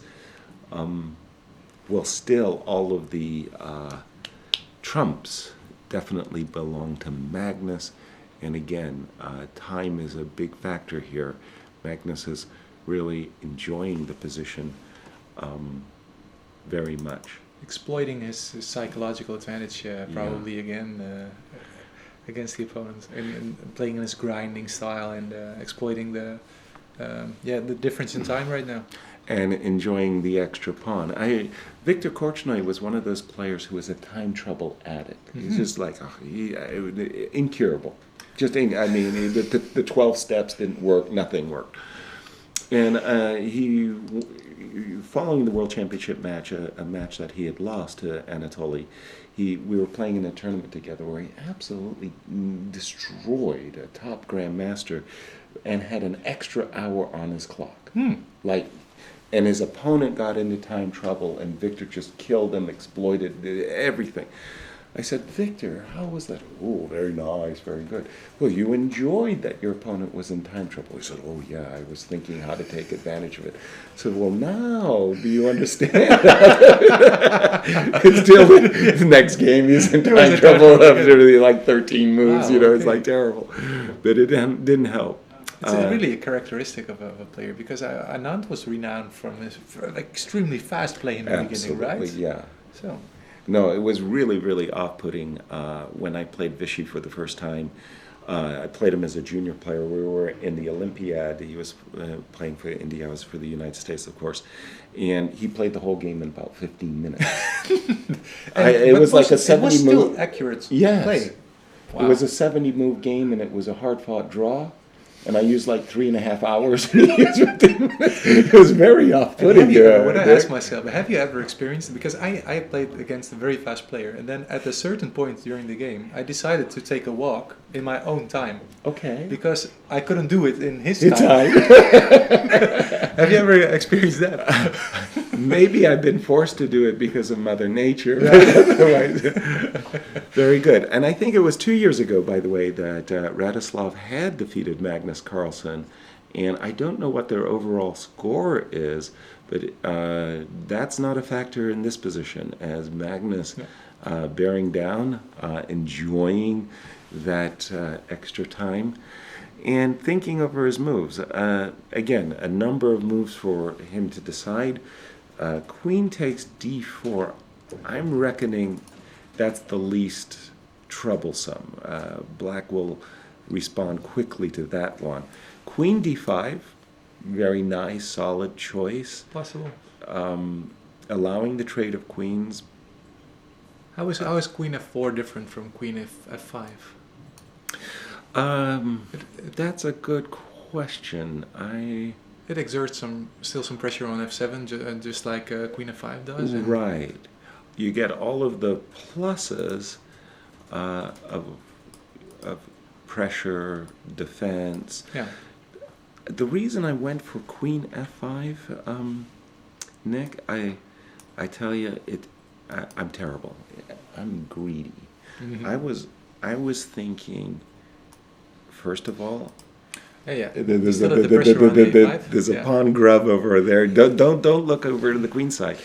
And if something goes majorly wrong, like you don't keep the g6 pawn properly protected, like for some odd reason, your queen goes down to c2, right? Oops, excuse me, I blew that. The queen goes down to c2 because I get in a bishop d5. I chase your queen to c2. Then I jump on g6 pawn. All right. That was why I was thinking that the queen f5 kind of kept it all. He played queen f4. He played queen f4. Yeah, he just did it, by the way. And because I was just wondering, after queen f5, what if you just play very quietly play king h8? Oh, then you get the exchange on g6, right? Is that true? Ooh, an exchange sacrifice? Yeah, h takes g6 maybe. Right. H takes g6. Well. Yeah, okay, I think that could be the refutation. Still possible. But we do have queen f4, and we, by the way, Richard and Sergey did make a draw in their game as well. Good for Richard. Yeah. Yes. Yeah. Well, always the Soviet school of chess, Russian school of chess, was to stop the bleeding. You lose a game, you make a draw. Yeah. You just make a draw. Very hard for Richard, by the way, to do that because he's not he's not a very drawish player. No, not at all. Okay, we do have some moves, and they're coming quickly. Again, because of the time pressure. Queen f4. a5, a4. That was another reason why I might have preferred queen f5, F5, yeah. is because I was mentioning bishop d5. Queen takes c2. Yeah, and then making the exchange on g6 with Right. the extra pressure. Yeah. Exactly. So we're just looking at bishop d5 and Radislav to play. He can grab this pawn on c2. Now, why? He's thinking about it. He's thinking, oh. Queen f4 had a nasty idea. The nasty idea is that with the queen on f4, we're protecting this. The rook can go to c1, and we're protecting the rook with our queen, so that after queen takes b2, now That looks tough. Yeah. now the storms are gathering all over black's Yeah. position here. This Wow. gets very, very, very scary. Yeah. Very, very scary. And Radek is now down below 2 minutes. Ooh. If you can't take the pawn on c2, then queen f4 was the much superior move. And Magnus was right. Ooh. This is tough. That's a and he has played queen c7. Ooh. So everything going the way of Magnus at this moment. We say a pawn and compensation is looking very, very good for the world champion. Okay, having said all of that, what's the knockout blow? 55 seconds for Radislav, and of course he gets the 30-second increments, and he needs to play 7 moves. 7 moves. But Wow. these are tough moves to find, because Yeah. you know Magnus is looking for really tricky, trappy tactics now, as well as strong strategic moves. And he's just played the move queen d2, which makes a great deal of sense. Again, you don't want to trade queens when your opponent, the queen trade, when do you trade queens? Well, when you're head material. Yeah. But when your king is safe, you want the queens on the board. When your king is vulnerable, you want the queens off the board. Absolutely, yeah. Black's king is the one that's vulnerable, and that's why Radislav has been offering the queen trade, and it's what Magnus has been avoiding. He's played the move queen d2, protecting the pawn on c2, and attacking the pawn on d4. Yeah. Queen b6, I believe, was Black's answer, defending the pawn. And also, by the way, suggesting that this pawn on b2 could be vulnerable.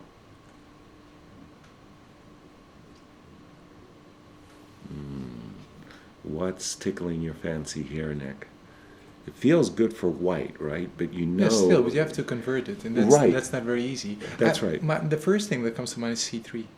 c2, c3. Yeah. Then you're protecting the pawn on b2 and maybe opening up, putting some pressure on the diagonal, because... Oops, Yeah, I'm but- doing something wrong here. c2, c3. But You're on the kind of other hand- forcing him to yeah, take, right? And but on the other hand, when you take with the... The rook? Yeah, maybe with the rook. Yeah. So now you're eyeballing the opportunity to get him from behind. Yeah, yeah. This looks But- very nice. It looks nice. Still, it's not very easy to play to win this position. for Right. Magnus, despite the advantage he must have here. Maybe bishop, it's time to bring that bishop into play. Mhm. If you trade, then, okay, I've got that same, I'm looking for a trade of the Yeah. queens kind of deal. It's funny. My choice, my instinct, was something to be said for b4. The reason is like, I'm thinking that this rook, if you take en passant, Mhm. then I was thinking that this rook could suddenly, like your variation with c3, by the way, you're looking to get to the back rank. I don't know. I'm still Looks sensible and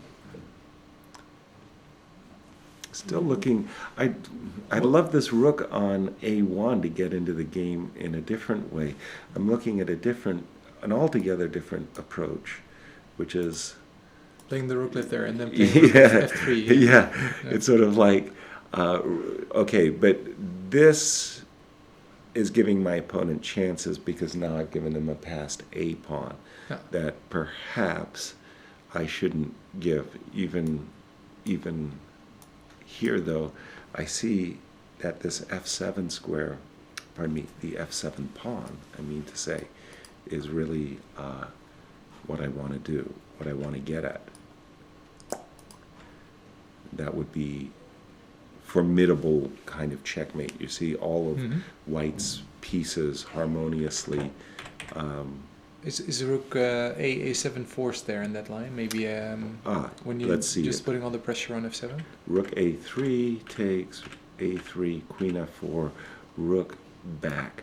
Yeah, this is that breakthrough now. Finally, I get that Rook takes G6 business, and okay, game over. Yeah, that would be fatal. And Magnus Carlsen, you can just see him. He's just getting into that kind of pounce. We were looking at Rook A3. Guess what he came up with? Rook A2. Rook A2. By the way, you were mentioning, pardon me, advices. What advice I could give you for playing blitz? Yeah.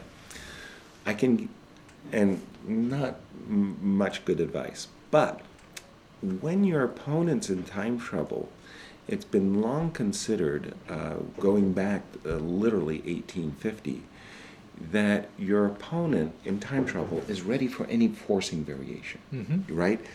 Because that's all they're calculating. Yeah. So instead of playing a forcing variation, you play this really soft move, and he has to prove himself. Now that's not the move that he's been prepared to play, and he's got to come up with something fast, and his clock is ticking, and Rook A2.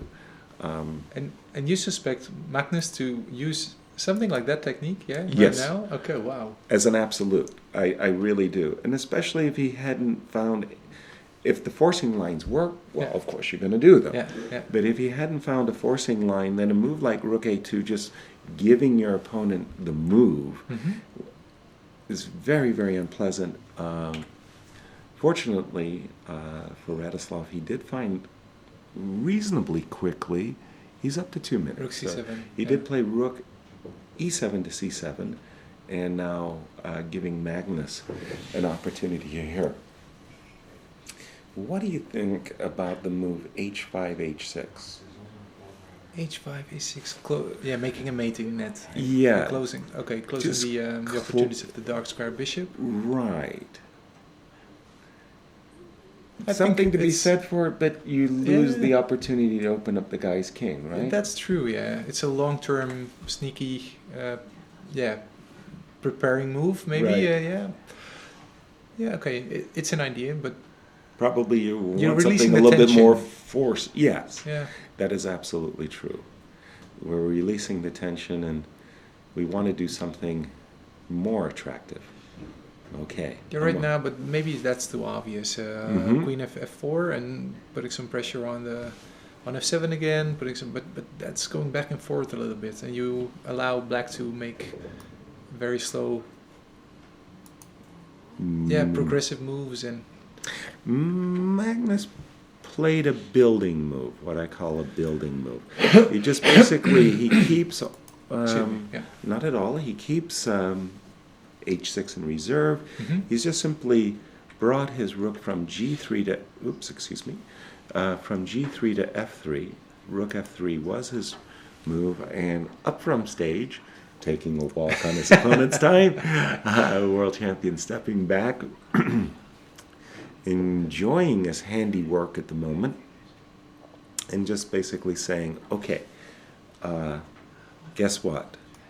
my key target from now and for a long, long time to come is just to tie black down as much as possible to this f-pawn. I believe black played queen b4, if I see it correctly. Yes, and I will bet you dollars to donuts that he's not going to trade queens. Yeah. The one thing he's been avoiding for the last great number of moves. You mentioned queen f4. I wouldn't play it right now because you have queen e1 check. And then you have king h2, and then afterwards you have bishop d6, and that doesn't look very nice. That's embarrassing.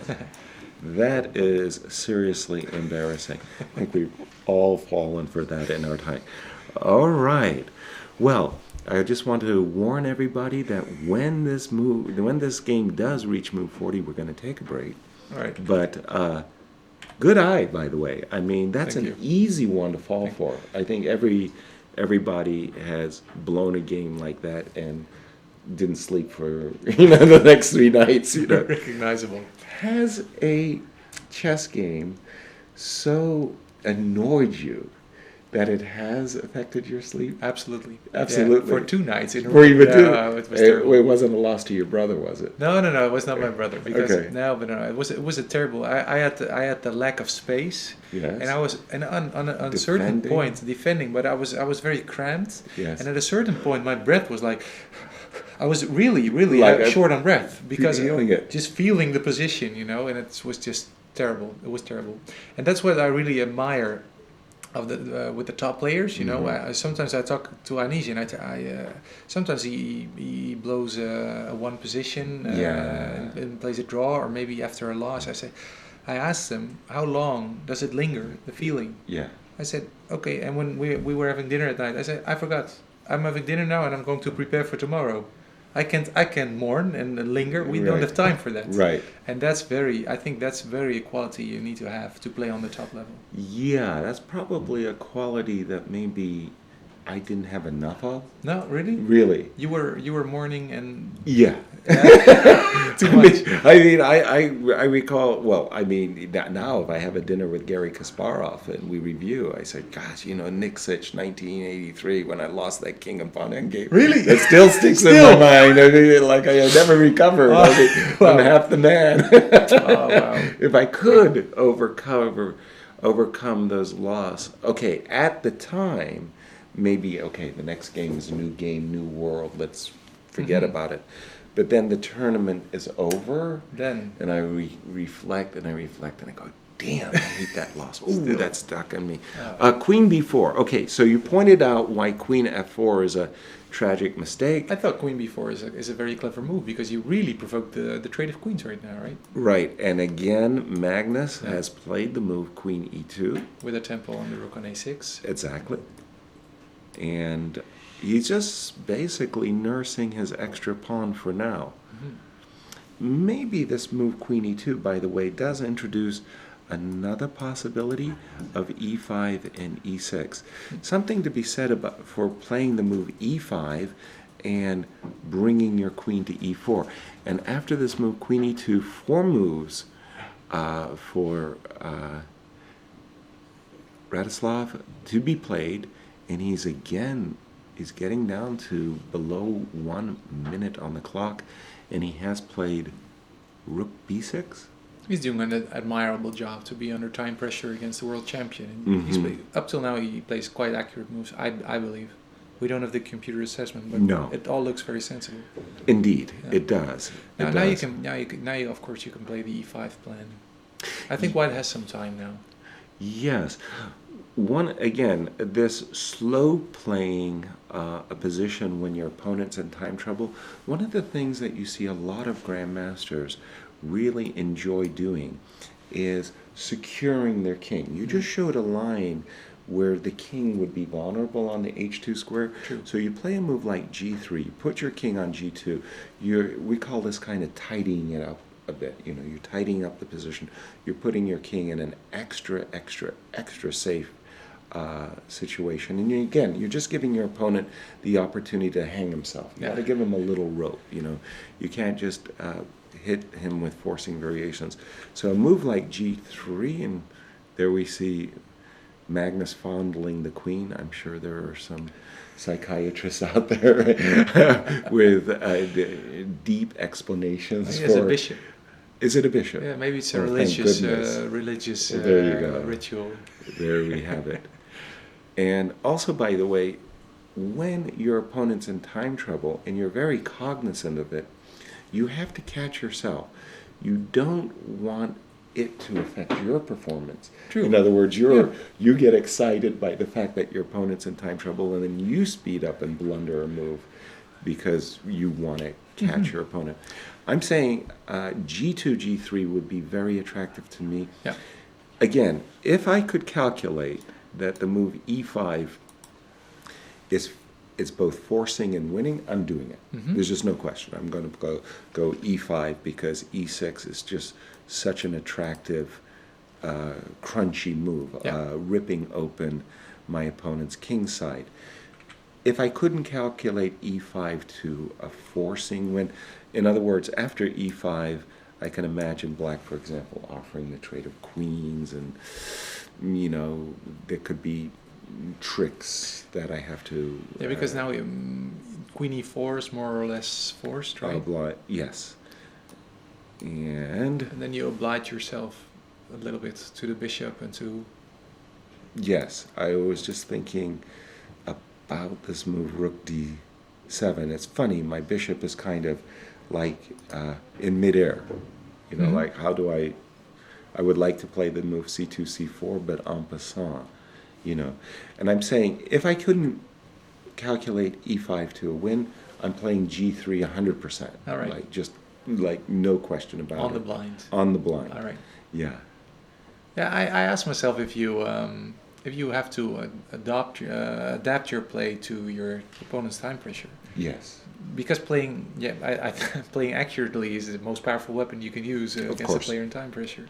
And it happened to me a lot of times in the beginning when my opponent was in time pressure. I played faster and faster because I didn't want him to think in my time. Exactly. And then, just as you mentioned, it happened to me that I just blundered. When I was but when I had the winning hand. Yeah, we had a great grandmaster. Unfortunately, passed away. Grandmaster Walter Brown. We called him the King of the Swiss because he won so many open tournaments in the United States, and he was a perpetual time trouble addict. But 9 out of 10 times, when he was in time trouble, his opponent got nervous, looking at the clock, sped up their play. They end up playing in a blitz session, and Walter's position went from dubious to winning by the time they finished their blitz matches. And Walter was really, really famous, and I was victimized twice, exactly by Walter in exactly this way. His being in time trouble upset me. Really? Yeah. It happened to you too? Yeah. Well, I mean, I was a master, international master. I was learning my ropes. Yeah. And he was a great teacher in that regard. Ooh, Magnus made a very committal move. A move I'm quite sure I would not have played. He did trade on G6. He played H takes G6, H takes G6. Why wouldn't I have played that? Why wouldn't I make that move? First of all, I think in terms of energy, White has played H4, H5, 2 units of time, right? So it took me a lot of energy to get that pawn to H5. I'm not worried that the pawn's going to be captured by black. G6 takes H5. I don't see that as a concern. So because I put energy in the position and I might want to play H6, I would not have captured.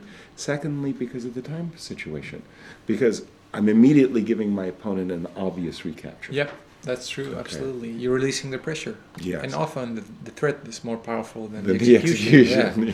Yes. Those are the ground rules. I'm just yeah, they're grounded. And so I would have left those pawns on the board, and you know what? You know what Magnus played? Right now, afterwards? Yeah. I mean, he's very good. He's very good. So he played G3. Your suggestion. Exactly. I would have kept the H pawns on the board. But G3, again, is very typical. And this is why. Oh, that King G7. This is why I would have loved to have kept the H pawns on the board, because at certain moment the move H5, H6 check, and then I would take the F7 pawn. Yeah. That would have been a very juicy trade for white. And King G2 by Magnus. Maybe Magnus has a long-term plan of playing the A2 rook to the H1 Yes. and exerting some pressure on the H file. Right. So indeed, rook coming over here makes a lot of sense. But he needs some time because the pawns are quite weak on B2 Yeah. and C2. That maneuver, by the way, would justify white's playing H takes G6. But the issue there, Nick, is you can always play H takes G6. Yeah. So saving that move, Yeah. I don't think white loses any options Yeah. by still keeping those H pawns on the board. So a little bit of a hand slap on Magnus for exactly in that moment, I'm saying, trading the pawns. I don't say it's a bad move or anything like that. No. Nothing like that. It's probably No, it's- very decent, in fact. It's not very understandable. No. No. One other point. Have they made time control? They're just about to make time control. Magnus has made time control. Another nice... I just wanted to go back a moment. When we were here, and Magnus played this cute little move, Queen E2, and this was met by Rook B6. Guess what? There's another... I'm a pawn grabber. There's another very nice idea in the position to swing this rook from F3 over to A3 and snap that pawn on A4, right? Oh, very, very nice. Tucking the king away first is fine, but there is, if black doesn't have enough to worry about, there is this, and we do finally have time control. Yay for Radislav, but he's facing a very, very long afternoon. Sure. Yeah. Nick, we're going to take a break. Move 40 has been made. When we come back, we'll do an update on the... or would you like to do the update now of Anish Giri and Yeah, I'm very Wesley? curious for how that How game's it- evolving. Exactly. Let's just do that. Me too, by the way. Ooh, bishops of opposite color, active pieces. This reminds me of the game of yesterday. Levon Aronian was down a pawn, but he had very, very active pieces and bishops of opposite color. This looks like draw almost for sure. Yeah. Anish has the moral, advantage of material being, advantage. Yeah, exactly. Wesley has some bigger initiative, more activity, but Yeah. I rely on Anish's endgame technique for this He's position. very, very, very good. But this one, Nick, looks like the Dutch hope is going to draw. It is going to draw. Nick, thank you so much for joining. It's always a pleasure. Thanks so much. is special because of your presence Thanks so much. and all your support for chess here in Holland. Thank you very much. Well, everybody, we're going to take a break, and we'll be back with our live coverage in 10 minutes of the 2017 Tata Steel Tournament.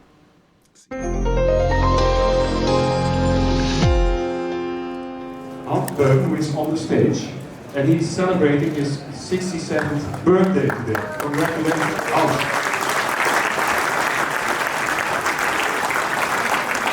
Good luck and enjoy.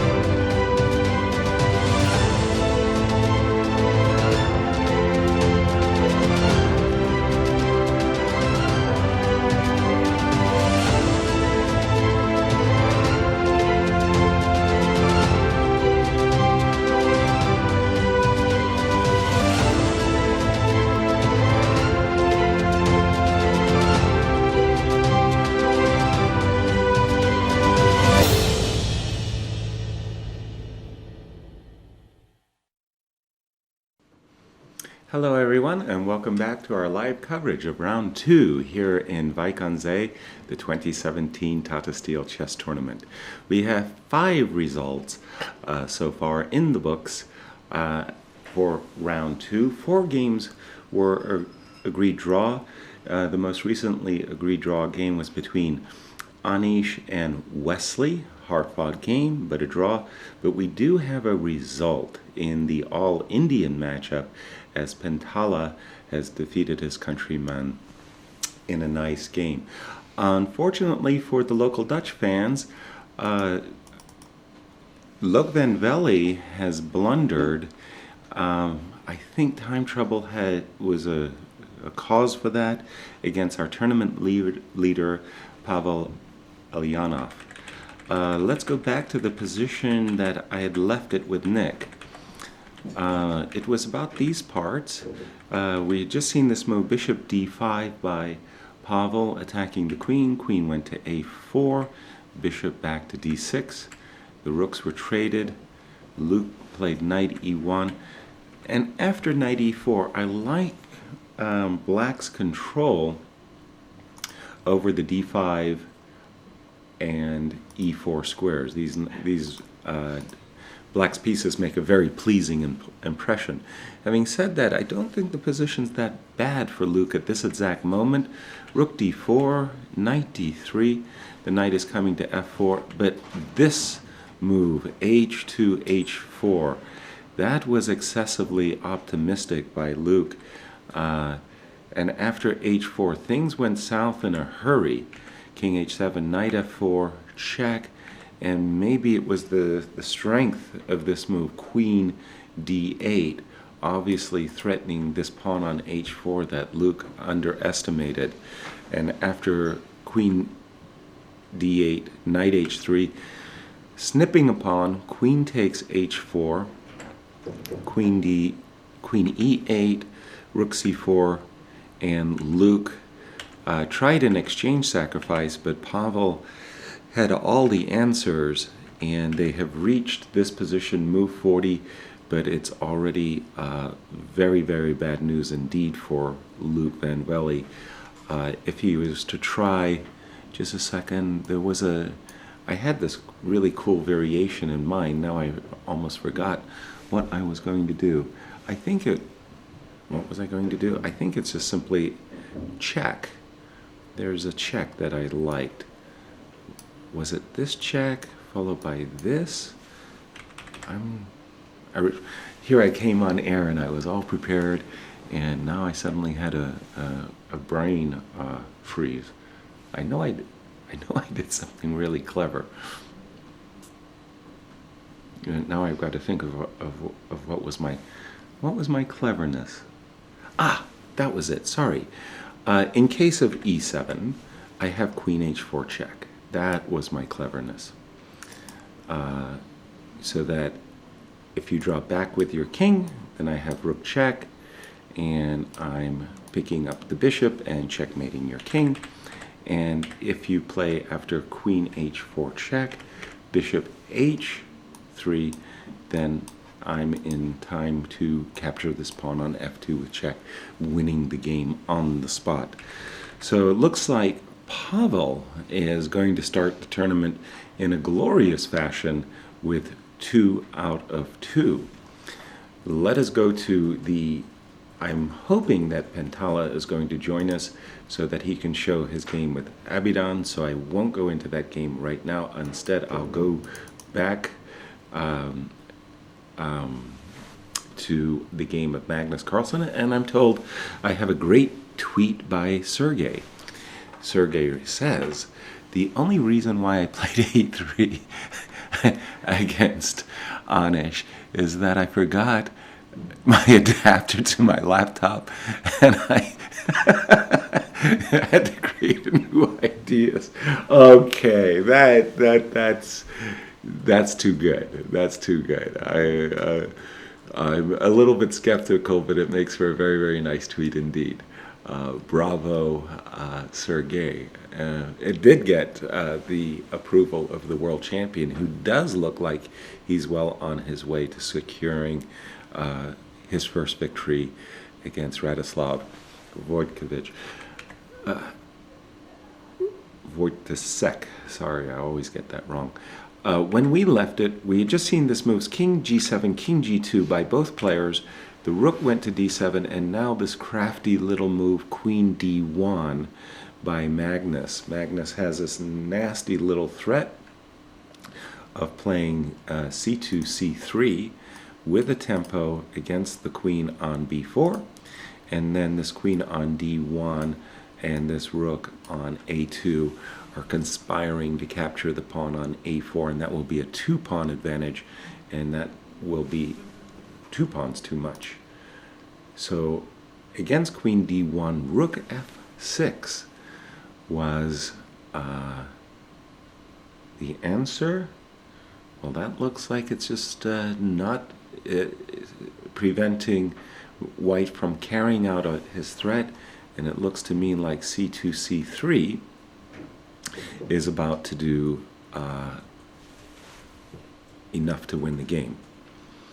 I've just been told that Hare Krishna is still analyzing his game with his countrymen, so hopefully when they are completed with what was a very interesting game, Pentalia will come and join us.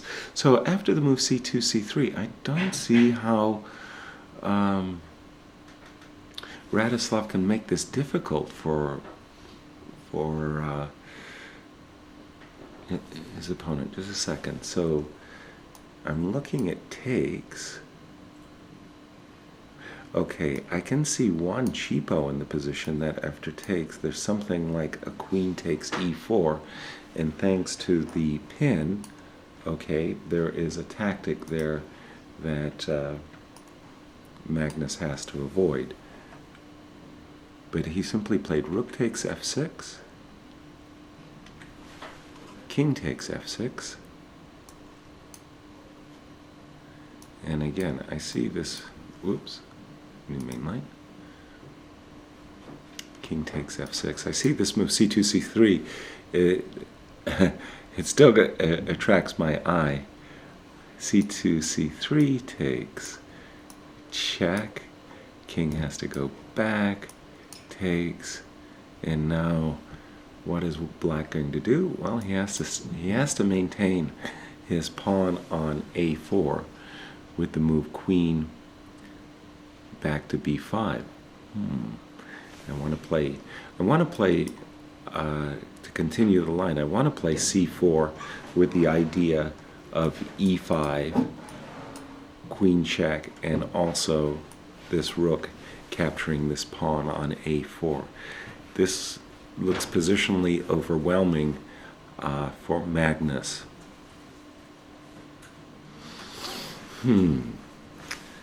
Always I think that it's because of computers that I think that there are hidden resources in positions that I have dismissed as winning. But I've played enough games against computers that I have enough appreciation for resources in the position. And Magnus has played the move c3, and he's done it in a different fashion. After takes on c3, he's grabbed this pawn on a4 right away. Rook takes a4. This looks very good because black's king is simply naked now. The highly desirable queen takes b2 is simply met by queen d4 check, and checkmating patterns are appearing all over the place. Oops. This looks very crunchy indeed. Rook takes a4. Magnus again appears to be cruising to victory.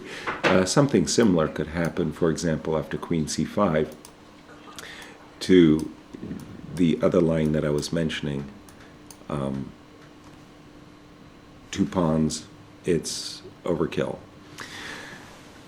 And I'm told that we also have a nice taped video interview with Richard Rapport in the can. So just for Richard's fans, letting you know some interview is coming up later in the show, usually when we take a break. But let's see, this is the current position. Rook takes a4 is on the board. Are there any trickies, resources? c2 doesn't work, so that's out. Rook takes d5, that's not a real try.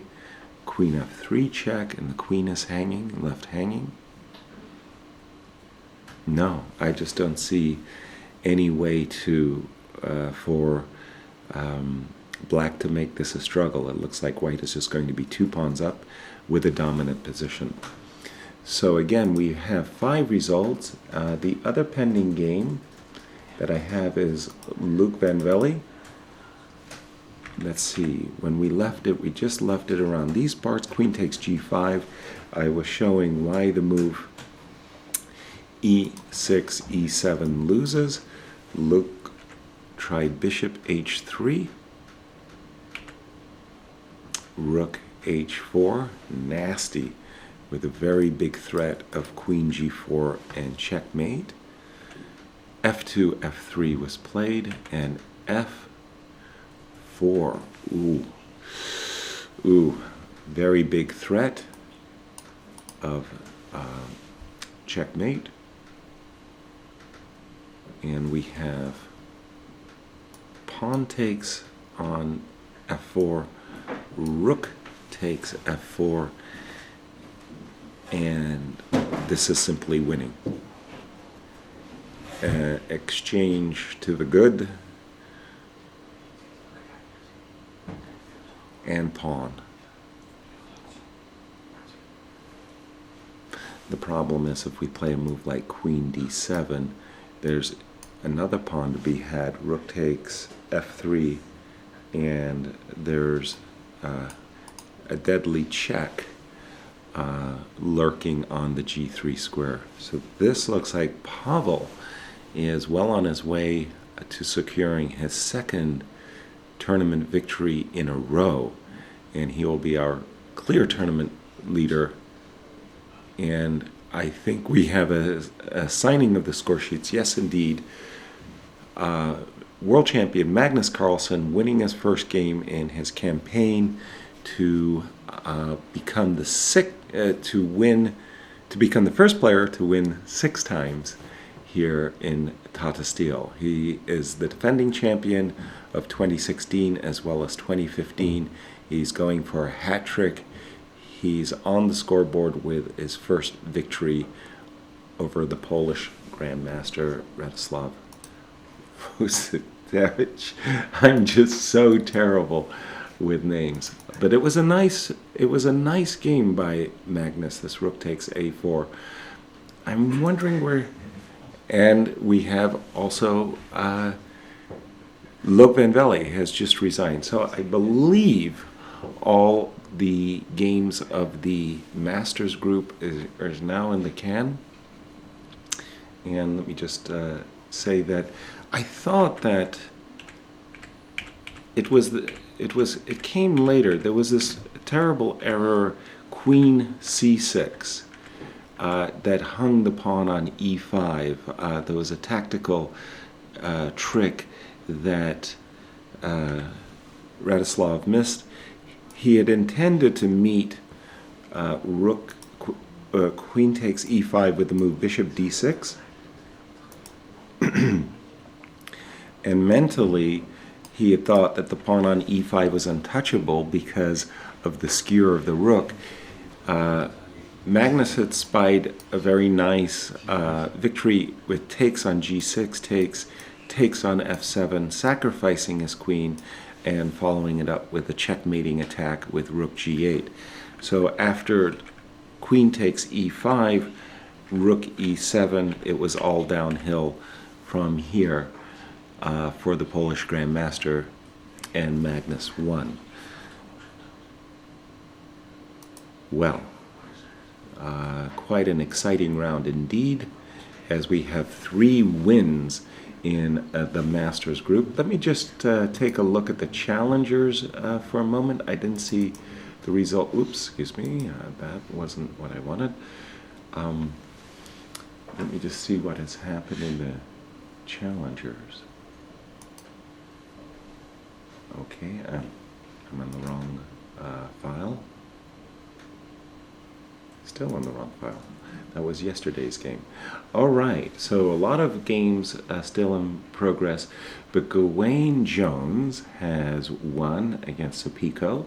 A draw in a very, very early draw, theoretical draw between Eric Hansen, Benjamin Bach, almost 1 hour into the game. Benjamin was well prepared for Eric's line, and those two results, and 5 games still in progress.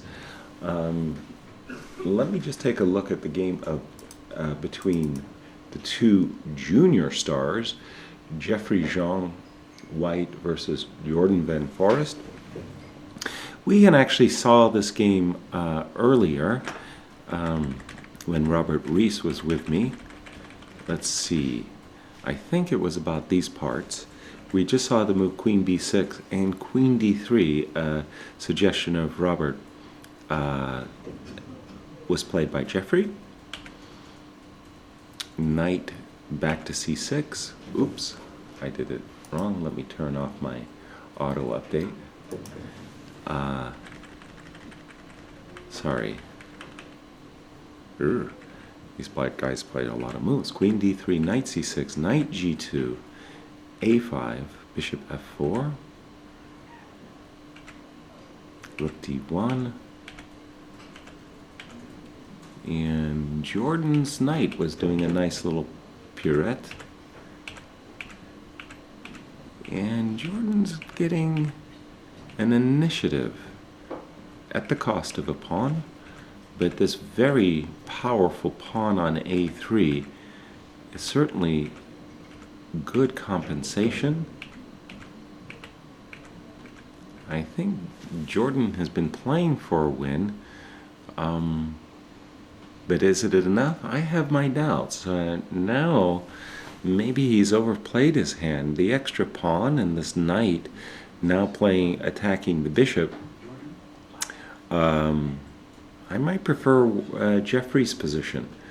Definitely a big change, as maybe an overly optimistic Jordan Van Forest overestimated his chances.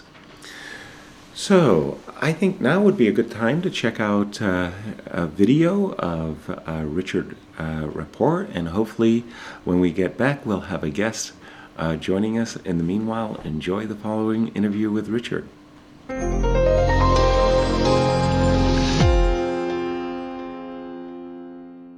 Richard, yesterday you played G5 on move 4, today B3 on move 1. Can you explain us your unique style? Actually, I had played previously both. I mean, even this G5 I had one game, if I remember correctly. Well, even yesterday I was not so happy with my play. Okay, today it improved, but still some room left to make further improvements. Yeah. Is it like you just need to make these moves? Do you feel like it's some kind of an inner force that tells you that you should go unique, awkward? How do you explain these moves? Okay, yesterday I really felt like it has to be played. You know, it was a great chance, and I felt like this. Okay, I will try this G5 against a top player. Okay, I get decent position actually, but in the critical moment I made a mistake, which is still a bit painful for me to remember. Today, okay, it was very solid actually. I mean, I played B3 first move, but nothing extraordinary came out, and we played an interesting middle game, but very balanced. Social media loves you. Everybody says that Richard Rapport has to be invited to other super tournaments because you make chess interesting. What do you comment on this? Oh, yeah, actually, like everybody means also my opponents included, I guess, because so far I didn't score too many points, but well, okay, it's nice to hear this back, but I definitely have to finish the games with a better score. Yeah. Last but not least, you've got a great support here. Can you tell us about your accompanying person? Okay, I'm with my wife here. Oh yeah, greatest support I could imagine. Yeah. Okay, she's a chess player. Yeah, so okay, we got married this summer, so everything nice and happy. And how much she helps in your preparation? I heard that she gives you some really great ideas at the Olympiad. Yeah, okay. ever since she got busy. So now, but still, okay, today she was supporting me to play b3. Even yesterday she was supporting me. So she's very important. Thank you for the interview and good luck.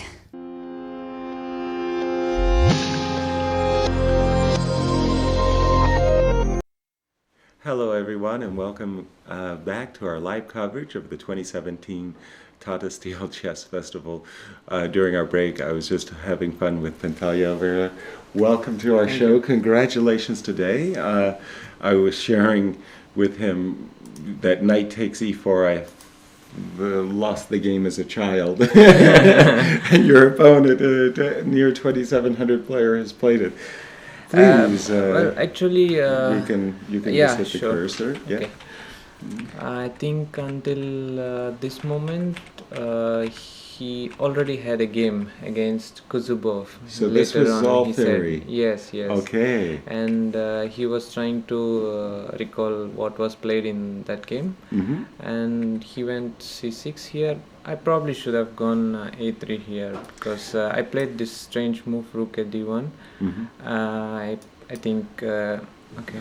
So this was known to you then. So it wasn't a real surprise that he has played this line. Well, I didn't aim to get this position, but he plays so many openings. It's hard to prepare against him, and Okay. also we play in same team in Olympiad and so Right. on. So yeah, it's not easy to prepare against Your countrymen. Yeah. So I think This is what you should have I played, should you have felt. played this, Yeah? yes, because after f6 I have knight e5, Mm-hmm.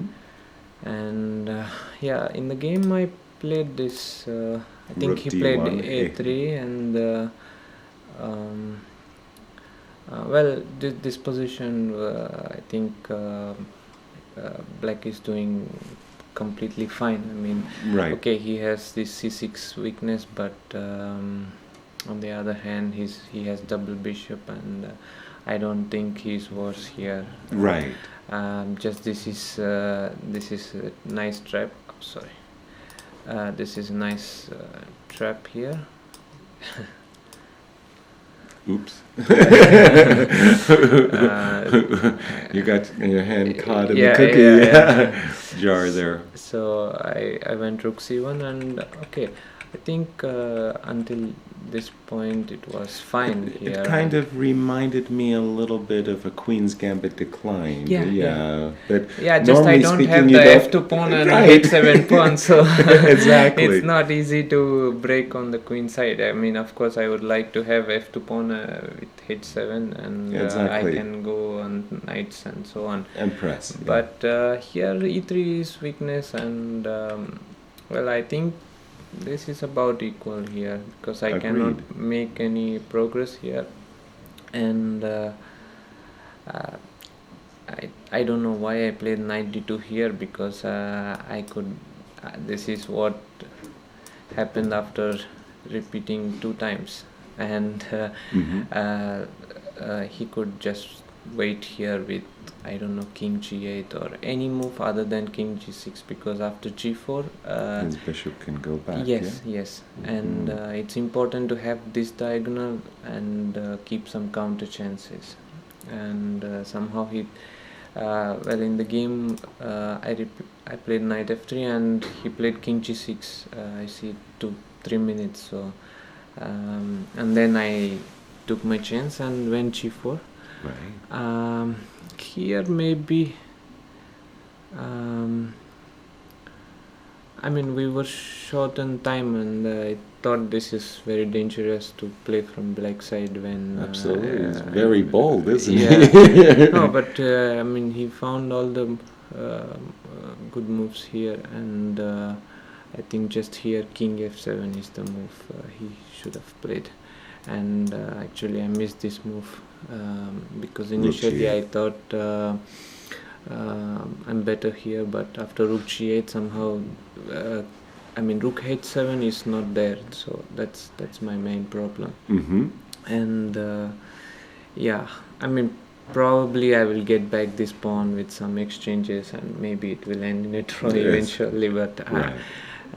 here, okay, knight f4 is probably better because of king d6, rook h6, and I take this. And I think this should be about equal, although it looks very Optically pleasant for you. Yeah. Yeah. But I mean, it's very little pawns, and somehow I think it should be a draw. So that's why I went rook h6, and yeah, he missed king f7, and well, actually in the end it was a nice win. I think king e4 was his last chance here. It looks like there should be a puzzle here, for the young children how to Actually, king meet. e2 is not winning because ed4, king d4, and rook e2, and it's actually Oops. black who is doing good. So knight f2 check, king here, and okay, this is probably Crazy. Crazy. I don't know, but should be somehow worse. Sure feels like it, no? I Yeah. mean, it's very hard to believe. Yeah. But white had nice move rook c3 Okay. because after b4 I go king e2, and bishop g4 I go king d2, and after takes. So I don't. Yeah, I take. Yeah. And no way to stop knight f2 mate, huh? Yes. Sweet. Yes. Sweet. I mean, if he takes, I take cd4 and Right. knight c5 and knight f2. Right. Very nice. Yes. Very nice. Okay. I hope it's.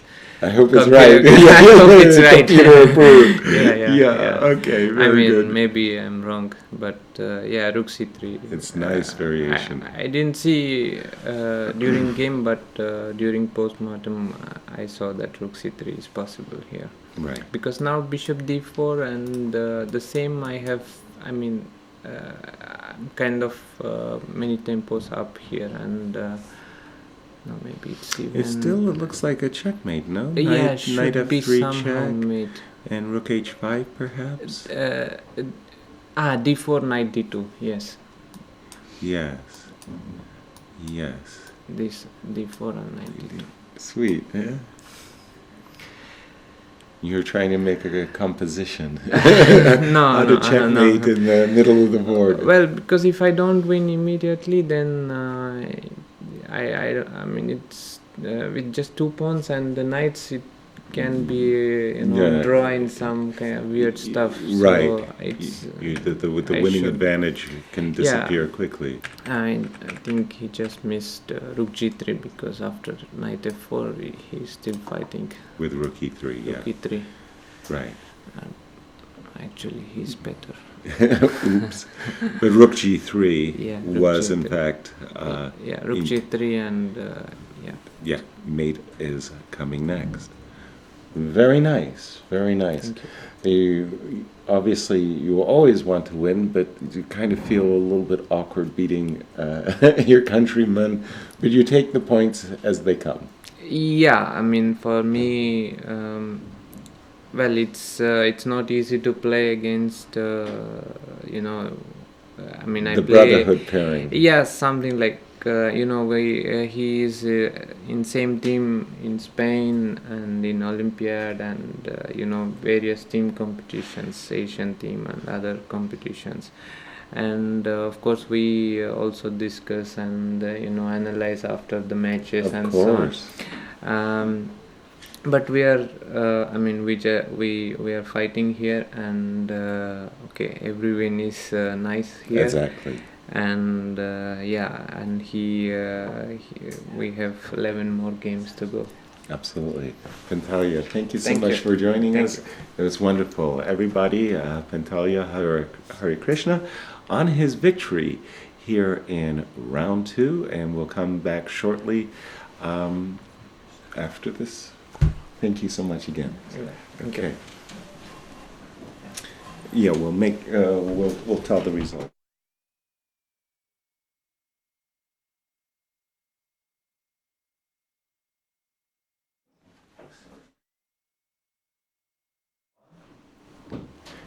And hello everyone, and we'll just take a look at the results. We had 3 decisive games. Magnus Carlsen winning against Wojciech, as did Pavel Elianov against Luke Van Willy with the black pieces. He is now 2-0. Hari Krishna versus Adiban. Brotherhood pairing ended in the favor of Hari Krishna, who just shared with us his victory. 4 draws. Livonaronian against Wei Yi, draw. Nepo versus Andriken, draw. Anish Giri versus Wesley So, draw. And Richard Rapport versus Sergei Karyakin, draw. So we have and in the challengers, 2 games are pending, but we have a victory for Ilya Smirin against Lu, and Jones has defeated Sopiko as well. So it's 2 decisive results with 2 games still in progress. Let's take a look at those 2 games in progress. Nice checkmating idea motifs in the game of Pentalia. Now, oops, I've got the wrong. Also wrong. Okay, here's the game of Jeffrey and Jordan. We just left it. We have just seen this move, knight f3, attacking the bishop. Rook b2. You want me to move over? All right. Rook b2 check. Rook d2. Bishop drop back to f6. And now I was just looking at the monitor. Knight came back to e1. Wow. Okay, so clearly Jeffrey's very unhappy with this rook's pinning along the second rank, and he's planning to play the move knight e1 to d3, attacking the rook on b6, attacking the pawn on c5, and at some point, as white, I would be very, very anxious indeed to play the move e4, e5, killing the bishop, which is on the diagonal. Why didn't Jeffrey play that right away? Well, let's have a look. I think the problem with the immediate e5 is that the bishop would return to d8, and this is annoying that the bishop is about to show up over here on c3. Bishop is about to show up here on a5, attacking the rook on d2 and forcing a trade of rooks. Hence, we saw this move, knight e1. And I do like Jeffrey's position. I like his chances very much. Maybe very much is strong, but definitely Jeffrey and White's position is to be preferred. Let's take a look at the other game in progress. Let us see. Here we go. This is Lee versus Rager, and let me just see how the players got here.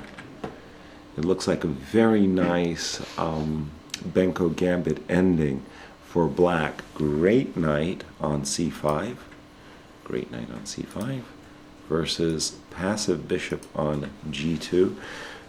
Definitely going well for Marcus, who is also leading the challenger section, having won his first game. Very, very nice victory, I might add, against Jeffrey. Rook c3. This definitely has all the earmarkings. Wow, very interesting decision to trade queens. Wow. I'm a little bit surprised by that, but it definitely in black's favor, rook and knight. The rook and knight are coordinating nicely. Now wow. I'm kind of feeling that maybe black has lost a lion's share of his advantage here. Something like rook d8, rook d3, bishop f3, knight takes. This ending, and I'm not even sure I want to take that knight anymore. This rook ending feels more like a draw to me than a win for black. Ooh, this would be a big miss if Marcus fails to, pardon me, if white fails to, I'm going to get this right. But if Marcus fails to win this position, I think he'll be very upset with himself. Wow. Took me a while to get that out. But there we have it. All right, so a very eventful round two here in the Masters. 3 decisive games. I hope you enjoyed our coverage. We're going to conclude our coverage today with an interview, a video interview with Magnus Carlsen. And then after that, it's dinner time here in Wijk aan Zee. Thank you all for joining us, and we will see you tomorrow.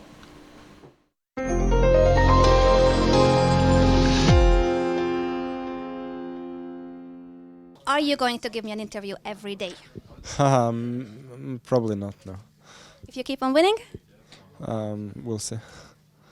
And the second important question is, how much of an inspiration is Sergei Karyakin to you as far as your opening choice? Today he was a huge inspiration, of course, but I mean, I was wondering during the game after e5 why not to go knight f5, so it was too tempting to, to give it a try. You just made it up at the board, knight f5. No. I mean, no, for sure not. But I just checked it yesterday. What about the rest of the game? Where do you think that he made a mistake? Well, first of all, I think he missed the queen g4 stuff, and then it's kind of very pleasant for white, and then I think I misplayed it and it was more or less equal. But this move rook a6 was probably quite poor. He lost the thread around there, and I mean afterwards I think I could have won quicker, but I didn't see it and I just didn't want to take any chances. How about tomorrow? Are you already thinking about your tomorrow's game? Well, I don't know who I'm playing, so we'll see. Not yet. Good luck then. Thank you.